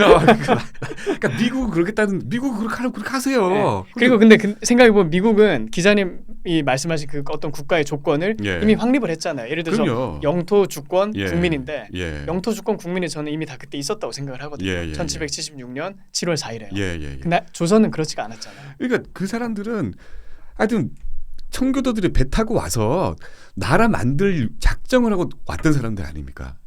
그러니까 헌법이든 뭐든 모든 필요한 요소들을 다 미리 잠재적으로 갖춘 상태에서 자꾸 저 식민 본국이 세금 떼먹으려고 그러니까 그 전쟁을 일으킨 거죠. 또 확실하자. 그 선언만으로도 충분히 저는 그 독립이라고 생각을 해요. 독립을 해도 충분히 실질적으로 할 바를 다한 독립과 건국이다라고 저는 생각을 그렇죠. 하거든요. 일단 국가의 3요소를 갖추고 있었으니까요. 예. 네. 하지만 조선은 그러지 못했다. 이게 그렇죠. 차이점이네요. 그러니까 제가 이런 말씀드리면 듣는 분들은 저 토착하고 또 시작이다 이렇게 모르겠는데 팩트입니다. 팩트. 그 뭐 기자님은 뭐 팩트가 틀린 부분에 대해서 분노를 하시기로 유명하신데 최근에 그 조선일보 칼럼을 통해서 또 기고하신 글 저도 예. 정말 흥미있게 읽었거든요. 그 미군 소련군 환영 사진을 조작해서 예. 근데 이게 다른 정말 이제 저도 황당했던 게 이 조작의 주체가 국가기록원이었어요. 예. 이걸 이제 기자님이 또 기사를 통해서 발굴해 내셨는데 어떤 전말이 있었는지 좀 설명을 해주실 수 있나요? 예. 올해가 그 광복 80주년 날입니까? 그러다 보니까 뭐 각기각층 대대적으로 큰 행사들이 많았습니다. 또 국가 예산을 들인 것들이 많았는데 그러니까 이런 역사와 좀 무관한 데서들도 이런 뭐 여러 가지 이벤트를 했었어요. 그중 하나가 국가기록원입니다. 국가기록원은 하는 역할이 국가에서 생산한 모든 자료들을 조난을 하고 망가진 것들은 복원을 하고 이런 곳이고 이런 곳인데 거기 국가기록원에서 이 8월 31일까지 8월 31일까지 서울에 있는 광화문 광장 야외에서 빛의 80년인가 하여튼 뭐 그 국가 기록 80년 항일과 독립에 관한 전시회를 했었습니다. 처음에 그냥 무시하고 있다가 어느 날 우연히 들어가 봤죠. 들어가 보니까 뭔가 느낌이 약간 느낌이 쎄하더라고요. 그러니까 독립과 이런 얘기가 있는데 그리고 독립에서 민주까지 처음에 눈여겨봤던 거는 앞에는 못 보고 지나갔는데 뒤쪽에 민주화 부분 80년대 이후에 민주 항쟁 부분이 쭉 이렇게 판넬로 쭉 전시가 돼 있어요.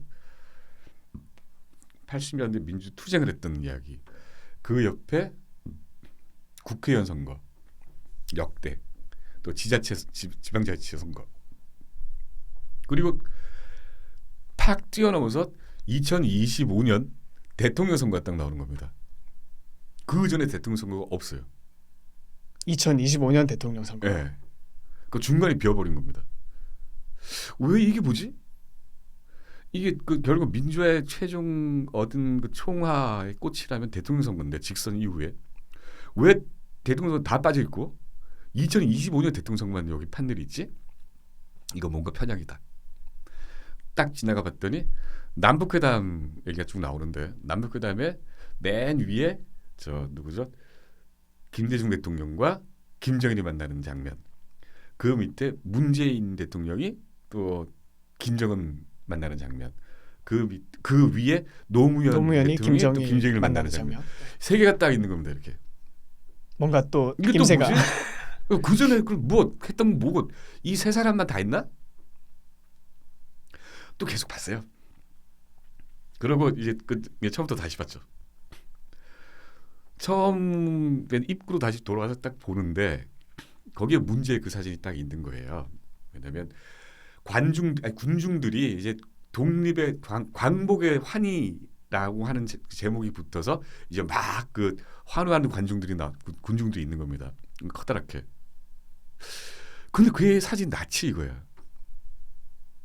낯이 있기도 하고 낯이 안 있기도 한 거예요. 저게 뭐지? 나 많이 본 장면인데. 그러니까 위쪽은 제가 많이 본 사진이에요. 근데 밑에 쪽은 사진이 사람들이 웃고 환호하는 게 너무 표정도 이쁘고 그런데 장난하고. 근데 그건 제가 처음 보는 장면이에요. 이건 뭔가 붙인 거다 이거는. 그래서 그걸 사진을 딱 찍어서. 그럼 사진을 딱 보신 순간 이게 뭔가 이상하다. 김새를 채신 거예요. 그런 사진은 제가 뭐 근현대사 하려면 그런 사진은 많지가 않으니까 그 좀 많이 뒤져놓기도 하고 그다음에 어디 특히 그 위쪽 부분은 제 컴퓨터 어느 폴더 안에 분명히 있는 거였거든요. 기존에 보셨던 사진이에요. 예. 찍어서 가지고 들어왔죠. 막 뒤지는데 위에 사진은 쉽게 찾았어요. 그러니까 위에 사진은 뭐냐면 이렇게 1945년 8월 16일 아까 말씀드렸던 여운형의 건국준비위원회가 서울 저 인사동 쪽에 그러니까 북촌 쪽에 휘문고등학교에서 그 대중 연설을 하거든요. 여운형이 하고 그때 소련군이 진주한대더라 남쪽으로 라는 소문이 퍼지면서 허겁지겁 서울역으로 이 좌익 계통의 사람들이 달려가서 소련군을 기다리면서 집회를 여는 장면을 찍은 사진입니다. 그러니까 소련군을 기다리는 좌파 집회라고 봐야 되네요. 태번이 건준 대부분이 그걸 멤버십이 좌파였으니까요. 예. 그 위쪽은 건물 위에도 사람들이 바글바글하고 밑에 서울역 앞에 광장 쪽에는 사람들이 드문드문 서 있어요. 이 드문드문 장면을 일부를 잘라내고 어디선가 갖고 온 또 너무 표정이 좋게 나온 어떤 사진을 그대로 갖다 붙인 거예요. 이건 도대체 뭘까? 그거 찾느라 좀 애를 먹었습니다. 하여튼 한참 어떻게 찾았는데 찾고 나니 이거는 1945년 9월 9일이면은 이제 미군이 일본군 항복 받겠다고 이제 9월 8일에 인천으로 들어왔다가 9월 9일에 중앙청으로 총독부로 진군하면서 용산에 당시에 그 연합군 영국군 포로들이 있었거든요. 그러니까 그 일본 제국군이 버마 이쪽에서 생포한 포로들을 일부러 경성에다 데리고 와서 포로 수용을 했었습니다. 그 영국군들을 해방을 시켜서 찝차하고 장갑차에 태워서 오는 장면. 그 사람들, 그 미군과 영국군을 서울역에서 환영하는 장면이 있는 거예요. 거기에서 요만큼을 잘라서 이렇게 붙였더라고요. 그 두 개를 이제 합성한 거네. 그러니까 이 사진은 굉장히 큰 사진인데 넓은 사진이에요. 누가 보더라도 영국군으로 보이는 이런 모자를 쓴 군인들이 찝차에서 내리고 걸어가는 몇몇 그런 장면이 아래쪽에 있는데 그걸 잘라버리고 위에 또 서울역과 비슷하게 보이는 건물이 요만큼 나와 있는데 그것도 잘라버리고 그냥 이 두 개를 합친 겁니다. 그러면 날짜도 다르고 근데 이 사람들은 사실은 광복과는 무관하고 소련군 환영하는 집회 또 미군 환영하는 집회 요 두 장면에서 이 소련군과 미군이라는 연합국을 빼버리고 헛개비들 갖다 붙인 겁니다. 이 사람들 환영하는데 거기다 광복의 환이라고 이름 붙인 겁니다. 그럼 이게 역사적인 맥락이 없어지는 겁니다. 저번에도 독립기념관장이 그 소리 했다가 한 혼쭐 났었지 않습니까? 지금도 뭐 사퇴하라고 막 그러고 있잖아요. 무슨 뭐 광복이라는 게 연합국의 승리의 선물이다.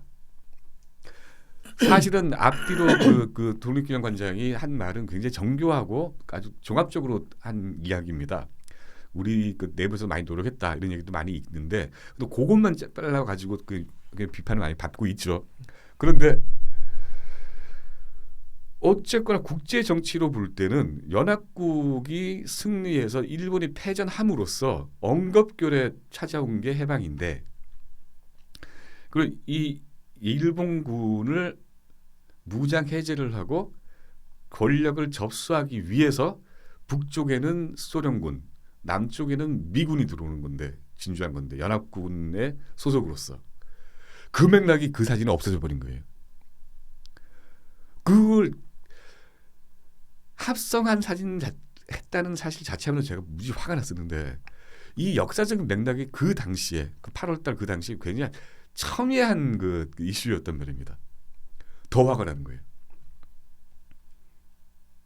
그 다음에 또 많습니다. 거기에 기자님 그걸 발견하시고 예. 거기 국가기록원에 문의를 하셨어요? 예. 뭐라고 하던가요? 문의가 아니고 따지셨겠죠. 그냥 물어봤죠. 뭐라 그러냐면 네. 해방 당시를 기록한 촬영 사진이 많이 없다. 그 광복의 환이라고 잡고 우리가 그 자기 기록원에 있는 아카이브를 다 뒤졌다.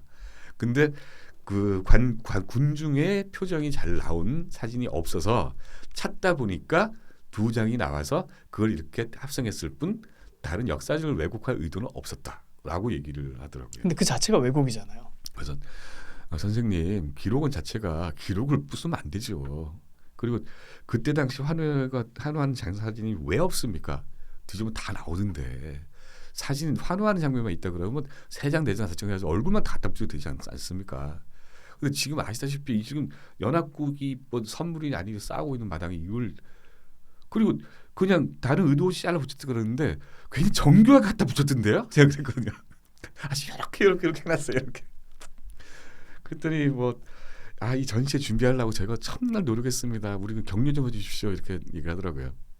근데 그 공무원들을 실무 공무원들을 제가 비난할 생각은 진짜 없습니다. 근데 이게 결국에는 국가기록원 명의로 나가는 거고, 또 국가기록원의 책임으로 나가는 거고, 또 그걸 실제로 보고 간 사람들이 얼마나 될지 모르겠지만 그 사람들이 그걸 보고 광복이 한 바로 그날 8월 15일 바로 그날 사람들이 이렇게 환호했구나. 그리고 그 전시회 어디를 봐도 미군과 일본 패망과 미군과 아니 연합군 이야기는 전혀 없었거든요. 그러면 그냥 갑자기 주체적으로 독립투쟁을 하다가 우리가 독립을 맞았다, 해방을 맞았다 라고 사람들이 무의식적으로 느낌을 받고 지나갔을 거란 말입니다. 그래서 이런 얘기를 했죠. 말이 안 됩니다. 이게 그러니까 저 무슨 A 국민학교 이런 데서 한 전시회는 모르겠는데 B 기업에서 한 거는 모르겠는데 다른데 대한민국 국가기록관에서 이렇게 의도 없다면서 변명할 수 있는 정도의 행동은 아니라고 저는 생각합니다. 격려 좀 많이 해주세요. 국가기록원에서 쉽게 말하면 이제 역사를 뽀샵질을 한 건데, 그렇죠. 그게 아까 저희 기자님과 제가 나눴던 그 대화의 어떤 그 핵심을 캡처하고 있다고 저는 생각을 해요. 예. 그러니까 우리 역사에서 우리가 원하는 부분, 어떤 목적, 그다음 내러티브, 그다음에 서사가 있는데 그 서사를 위해서 수단과 방법을 가리지 않고 결국 어떤 역사를 조작하기도 하고 확대 재생산하기도 하고 또 왜곡하기도 하고 해서 그 내러티브에 끼워 맞춰서 그 이야기를 만들어 나가는 거. 그게 지금 말씀하신 이 지적한 거는 공무원들이 무슨 잘못이나 있겠어요. 거기서 전시했던 사람들, 관할했던 분들이야 그냥 시키니까 하는 거겠지만 실제 그걸 주관했던 어떤 그 국가기록원이라는 집단은 어쨌든 거기 비판에서 절대 자유롭지 못하다, 저는 그렇게 생각을 하거든요. 저 똑같은 말씀을 드렸습니다. 그 당신들 말랑 너무 웃긴다. 그럼 광복의 환희를 전달하기 위해서 지금 뽀샵을 했다는 거 아니냐? 뭐든 해도 되겠다는 거 아니냐? 그럼 앞으로 내가 국가기록 아카이브 어떻게 이용하지? 그렇죠. 그리고 이제 사람들이 이제 그 얘기를 보고 나면 어떻게 그걸 신뢰하겠어요? 네, 거기서 나오는 사진들을. 네. 참 이런 말씀하다 보면 사실 더 나눌 수 있는 말들이 많은데 오늘 또 이제 마지막 마무리를 하면서 기자님께서 최근에 쓰신 이 책을 좀 소개를 해드리고 싶어요. 예. 가장 최근에 쓰신 책인데 예. 기자의 글쓰기 네네. 이 책이거든요. 지금 물이 좀 묻었는데 네. 죄송합니다. 근데 여기 어떻게 시간 관리를 하세요? 이렇게 조선일보 거기 글도 쓰시고 또 유튜브 박종인 땅의 역사 유튜브 채널도 관리하시고 또 이제 작가로서 예. 글도 쓰시는데 시간 관리는 어떻게 하시나요? 그 관리를 잘 안 합니다. 아메바처럼 그냥 뭐 몰아서 하고 놀고 몰아서 하고 이렇게 되고. 아 그럼 일 프로젝트 중심적으로 지금 이걸 끝내야 되니까 예, 이거 빨리 예, 하고 예, 이제 예. 좀 쉬시다가 또 다른 일 하시고. 그러니까 저도 이제 뭐 30년 넘게 마감 생활을 하다 보니까 마감 시간이 있지 않습니까? 그러니까 마감 시간이 안 닥치면 일을 안 합니다. 딱 언제까지 넘겨야 되는데 그때까지 놀다가 빡 하고 그다음에 마감 또 다음 마감 때까지 좀 놀다가 또 빡 하고. 근데 루틴으로 하는 건 있죠. 루틴으로는 뭐 신문 기사 쓰는 거 그다음에 사료 찾는 거. 그러니까 이건 엑셀이 굉장히 방대합니다. 엑셀 계속 엑셀 쳐놓습니다. 키워드며 안 그러면 URL이며 모든 것들 쳐놓으면 나중에 그거 정리하는 것만 들어도 제가 나중에 은퇴하면 먹고 살 것 같은데. 이미 뭐 유튜브 채널하고 또 작가님이 글을 쓰시면 네. 또 애독해 주시는 분들이 많이 있잖아요. 예, 팬분들이 많이 계신데 참 정말 존경스러워요. 이렇게 그 시간을 다 쪼개서 어쨌든 이 활동을 하시는 거니까요. 근데 이 중에 특별히 기자의 글쓰기 이걸 어떤 취지로 책을 내셨는지 한번 좀 설명을 해주시죠. 여기 보면 싸움의 기술이라고 나오는데 예, 저도 예. 이렇게 책을 지금도 읽고 있는 중이에요. 근데 이 중에 특별히 이 글쓰기를 싸움으로 이렇게 묘사하셨다는 부분이 참 인상 깊거든요. 아. 어떤 컨셉으로 이렇게 말씀을 하시려고 했는지 좀 설명을 해주시죠. 그러니까 지금 저는 이게 그 글을 쓰다 보니까 물론 글이 무슨 뭐 장르적이고 막 이런 건 아니지만 글은 만 가지 콘텐츠가 자라나는 기본이라고 저는 생각합니다. 영화를 만들 때도 글이 필요하고 소설도 그리고 시도 그리고 노래도 그리고 음악도 그리고 또 드라마도 그리고 모든 것이 글에서 시작을 한단 말입니다. 그렇기 때문에 글은 잘 써야 된다고 생각을 해요. 그런데 그러다 보니까 글이 어느 틈에 우리 그 예나 선비들이 집에 앉아서 즐기던 그런 정도 취미를 떠나서 이제 전쟁에 이겨야 있는 무기가 됐다는 느낌이 드는 겁니다. 글 잘 쓰는 사람은 이제 이 현실, 이 정글 속에서 이길 수 있는 필수 생존 그렇죠. 수단이 됐다 이렇게 예. 생각하시는 거네요. 그러니까 그래서 우리가 무슨 그 백병전을 한다든지 전쟁을 할 때 뭐 포를 쏴도 포가 뭐 어떻게 생기고 매뉴얼을 알아야지 포를 쏠 수 있지 않겠습니까? 총도 그렇고 그다음에 백병전을 할 때 싸움도 그렇고 모든 것들이 원칙을 먼저 알아야지 싸움, 그 전투가 됐든 전쟁이 됐든 할 수 있지 않겠느냐. 그런데 세상 사람들이 어릴 때부터 글은 읽으라고만 들었지 글을 이렇게 쓰라고는 사람들이 제일 배우지 않았단 말입니다. 그리고 그냥 쓰는 사람들이 글을 쓰는 거지 이렇게 생각 그렇죠. 많이 하잖아요. 뭐 기자라든지 작가라든지 뭐 교수라든지 이런 사람들이 글을 쓰는 거지 나는 안 쓸 거야 이렇게 생각을 많이 하잖아요. 그럼에도 불구하고 어린 때 생각을 해보면은 100일장 대회가 또 많았었어요. 글쓰기 대회가 있었습니다. 학교에서 배우진 못했는데 나가서 1등 해오는 거예요. 그런 대회들이 있었거든요. 그러다가 사람들이 자라서 어른이 되고 이제 직장을 다니고 이러는데 어느 틈에 글이 필요할 때가 왔어요. 보고서 쓸 때도 그렇고 뭐 예를 들어서 무슨 상사가 연설문을 쓴다 그럴 때 보조해주기도 하고 또 어딘지 자기 직접 글 쓸 때도 있고 자소서도 많이 쓰죠. 요즘에. 그렇죠. 예. 근데 그걸 쓰는 방법을 모르는 거예요. 안 배웠으니까. 저 실전적으로 총을 쏴야 되는데 이게 총이 있다는 것만 알 뿐 모르는 거죠. 쓰는 법을. 그래서 싸움의 기술이라고 지금 제목을 붙인 겁니다. 일단 이게 두 권이 나왔는데 하나가 원칙편, 네네. 두 번째가 실전편이죠. 예. 그러니까 여기서 이제 원칙을 강조를 많이 하시는데 네. 기자님께서 보시는 글쓰기의 핵심 원칙은 무엇인가요? 세 가지입니다. 짧고 쉽게 팩트를 쓰자. 짧고 쉽게 팩트를 쓰라. 예. 이 세계를 벗어나는 글은 잘 없다고 생각을 합니다. 그러니까 좋은 글은 항상 그 세 가지를 가지고 있다는 말씀이네요. 짧다는 것은 문장이 짧고 긴 문장은 읽기도 어렵고 그리고 또 좀 뭐랄까요, 많이 틀립니다. 문법적으로 틀리고. 그런데 전체적인 양은 늘 많지도 않고 적지도 않고 필요한 만큼만 쓰되 각각의 문장이나 문단은 짧고 그 다음에 쉽게. 그 말 어렵게 하는 사람들을 듣기 싫잖아요. 그렇죠. 그러니까 글도 똑같다. 그러니까 글도 쉬워야 된다. 좀 일반적으로 글을 어렵게 쓰면 뭔가 유식한 것 같고 사람들이 그 뭔가 많이 배운 것 같은 그런 오해를 하잖아요. 그래서 못 쓰는 겁니다. 아 나는 어렵게 쓰지 못하니까 난 글 안 써. 못 써. 근데 사실은 정말 잘 썼다 생각되는 그런 글들은 다 짧고 쉽습니다. 그리고 더 아주 힘이 있고 정말 통쾌하다 하는 그런 글들은 이렇게 레토릭이 없이 그냥 팩트만 가득해요. 아주 팩트만. A고 B고 C고 D고 E잖아. 그러니까 F야. 그러니까 제가 흔히 그 글 어떻게 쓰냐고 저한테 묻는 분들한테 이렇게 얘기합니다. 우리 논생도 저 어릴 때 이런 노래 해봤나요? 원숭이 똥구멍?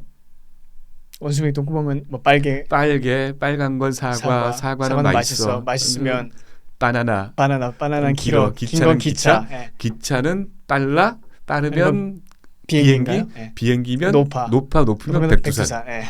그게 글이다.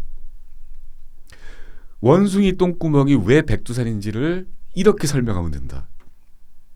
어쨌든 그 안에 논리가 있어야 된다는 거네요. 팩트로 논리를 채워라. 그러니까 원숭이 똥구멍이 이렇게 무슨 핏줄이 몇 개가 있고 무슨 뭐 이렇게 이러하니까 백두산과 설명이 안 된다. 원숭이 똥구멍은 봐봐 빨갛잖아. 그 사과라는 단계를 지나고 바나나 지나고 기차 지나고 비행기 지나고 백두산까지 갈 때 요거를 재미나게 채우면 그러면 원숭이 똥구멍이 백두산으로 가게 된다. 이렇게 하려 그러면 쉽고 짧고 팩트를 써야 된다. 그것만 생각해라 하고 저 얘기를 합니다. 근데 원숭이 똥구멍 이 노래 어찌 보면 약간 더럽고 지저분하고 그런데 근데 이게 제일 재밌어요. 이런 글이. 그러니까 그렇게 근데 사람들은 그 원숭이 똥구멍에서 백두산 가는 그거를 싫어하죠. 이걸 쓰려 그러면 내가 사람이 그래도 인격이 있지 뭐 이렇게 얘기를 하고 나도 배운 놈인데 어떻게 하고 이런 얘기를 하다 보니까 글을 못 쓴다는 얘기입니다. 네. 여기 보면 정말 다양한 장르에 대해서 그 가이드라인을 많이 제시하고 계세요. 예. 뭐 예를 들어서 제가 읽어드리자면 뭐 칼럼, 그 다음에 역사 관련 글, 인터뷰도 있고요. 예. 또 사진으로 이렇게 설명하는 글, 자기소개서, 그리고 인물에 대한 거, 수필, 뭐 기행문 이렇게 다양하게 장르를 말씀해 주시고 계신데 기자님께서도 평소에 이런 질문을 많이 받으시나 봐요. 어떻게 하면 글을 잘 쓸 수 있습니까? 뭐 이렇게. 그러니까 요게 지금 이 책이 싸움의 기술편이고요. 그 요 앞에 있는 책이 싸움의 원칙편이거든요. 이 싸움의 원칙편이 사실은 몇 년 전에 냈던 그 기자의 글쓰기 원본을 이번에 개작을 한 겁니다. 거기는 정말 지금 말씀드린 짧고 쉽고 팩트로 쓰자라는 그런 원칙에 대한 이야기였고 그 원칙을 각각의 장르에 어떻게 적용시킬 것인가. 소설은 어떻게 하고 뭐 이런 얘기를 한 게 이 싸움의 기술편 실전편이죠. 근데 소설하고 시는 저는 신의 영역이라고 저는 생각을 하거든요. 그건 좀 예술의 영역에 좀 가깝잖아요. 그건 저는 그거 뺐어요. 아주 자백을 하고 그건 나는 못 건드린다. 근데 다른 장르들 사실 제일 쉽게 그 덤빌 수 있는 게 수필이고 그다음에 자기소개서고 뭐 이런 것들인데 이런 거는 원칙편에서 얘기한 제시했던 그 원칙들을 어떻게 분배를 하고 어떤 걸 강조를 하면 이게 좋은 수필이 되고 좋은 자기소개서가 되고 또 뭐 그렇게 될까라고 설명한 게 이겁니다. 이렇게 쭉 일관하는 원칙은 단 하나입니다. 하나는 늘 똑같습니다. 사람을 감동시키려면 팩트를 써라. 느낌표 쓰지 말고 마침표를 써라. 느낌표는 왜 안 되나요? 그럼 느낌표밖에 안 보입니다. 그러면 그래봤자 무슨 일이 벌어지지 모르죠.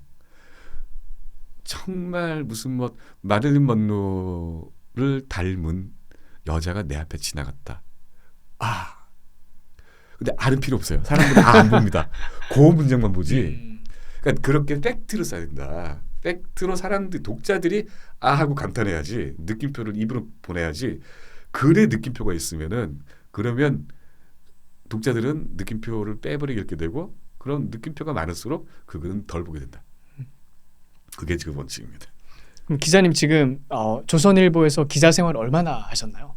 지금 올해가 33년 4년. 예. 야 34년. 예. 굉장히 진짜 오래 생활하셨는데 예. 이런 거를 뭐 누구한테 배우신 거예요? 아니면 그냥 이제 기자 생활 하시면서 스스로 체득하신 거예요? 캐드겠죠. 그러니까 억울한 겁니다. 나는 이거 오래 걸렸는데. 30년 동안 30년 이상의 경험과 경력을 통해서 이제 축적된 예. 그 지식을 나눠주시는 거네요.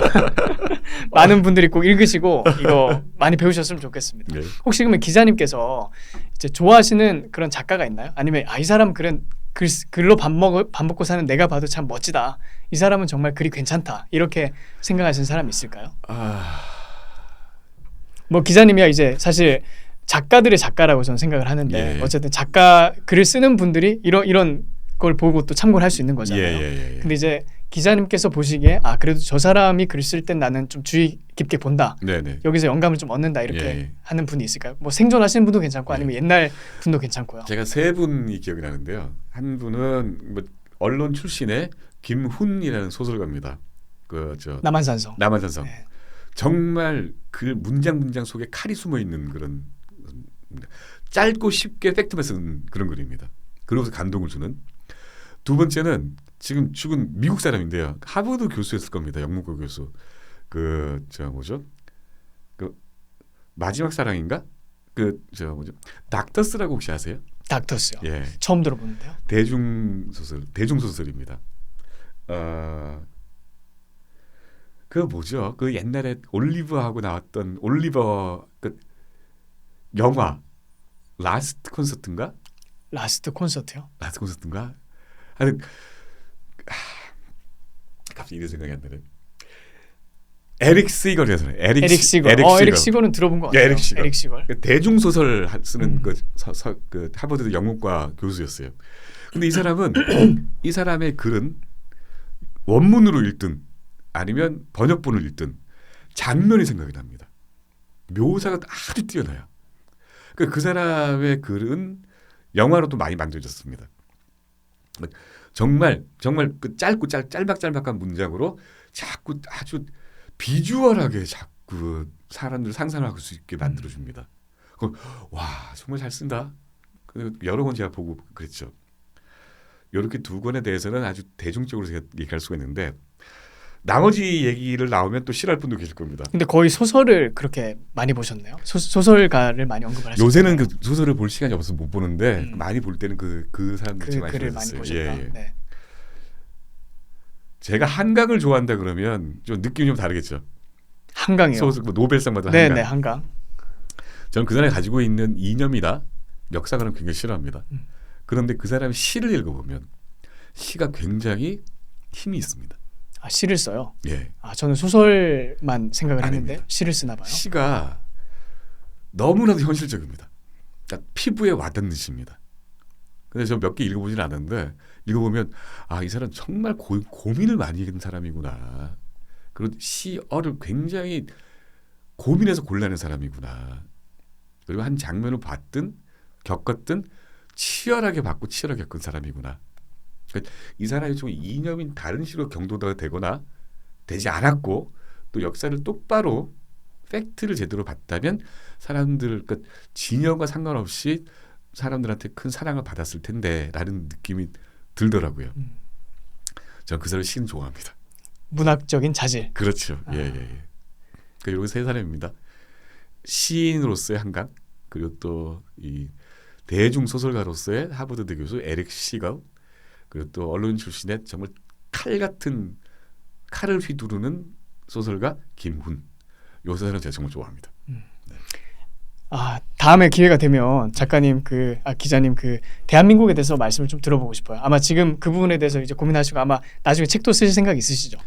당장은 못 하고요. 당장은 공부를 못 하시고. 해야죠. 네. 예. 그러니까 그 대한민국에 대해서 저는 굉장히 이제 깊은 영감을 받았거든요. 예. 그러니까 이 역사를 민낯 그대로 직시해야지 대한민국이 얼마나 위대한 나라인지 멋진 나라인지 알 수 있게 된다. 저는 그게 핵심이라고 생각을 해요. 오늘 방송에 여러 가지 저희가 논의를 맞습니다. 했지만 기자님께서 말씀하신 그 부분이 전 핵심이라고 생각을 하거든요. 정말 사람들이 모르죠. 그러니까 이게 연장된 나라다 이렇게 해버리면 이게 설명이 안 되는 거예요. 근데 단절을 했으니까 대한민국이 지금 올 수 있게 된 거지. 그러니까 우리 누가 보더라도 위대한 나라 된 거지. 저걸 자꾸 그 옛날에 독립투쟁사나 아니면 그 고종 때 식민지 전 시대사를 미화를 해버리면 대한민국을 절대 설명할 수가 없습니다. 저희가 심리적으로 그렇잖아요. 어떤 힘든 게 있을 때, 트라우마가 있을 때 그거를 계속 피하려고 하고 예. 마주치지 않으려고 하고 직시하지 않으려고 하고 시간을 미루다 보면 결국 그게 엄청난 스트레스가 되고 미래로 나아가지 못한다는 생각을 하거든요. 최근에 이제 봤던 영상 중에 이제 제프 베조스 있잖아요. 아마존. 그 사람이 스트레스를 해소하는 방법이라고 하면서 자기 노하우를 얘기해 주는데 자기가 스트레스를 받을 때는 할 수 있는 일인데 그걸 하지 않고 계속 미루면서 회피할 때 자기는 스트레스를 많이 받는다. 그걸 발견했다. 내 내면을 발견했다. 그래서 스트레스가 있으면 무엇이 나를 이렇게 bothers하는지 나를 성가시게 하는지 그걸 직시한 다음에 그걸 그냥 단순간에 해버린다 이렇게 얘기하더라고요. 근데 한국에서도 이제 불편한 역사 또 좀 아픈 역사가 있을 때 이제는 한국이 많이 성장했으니까 기자님 말씀하신 것처럼 그걸 팩트 그대로 직시하고 이 기반 위에 나아가려는 그런 노력이 좀 필요하지 않을까 생각을 많이 했습니다. 다행입니다. 기자님 오늘 시간 내주셔서 감사합니다. 고맙습니다. 예.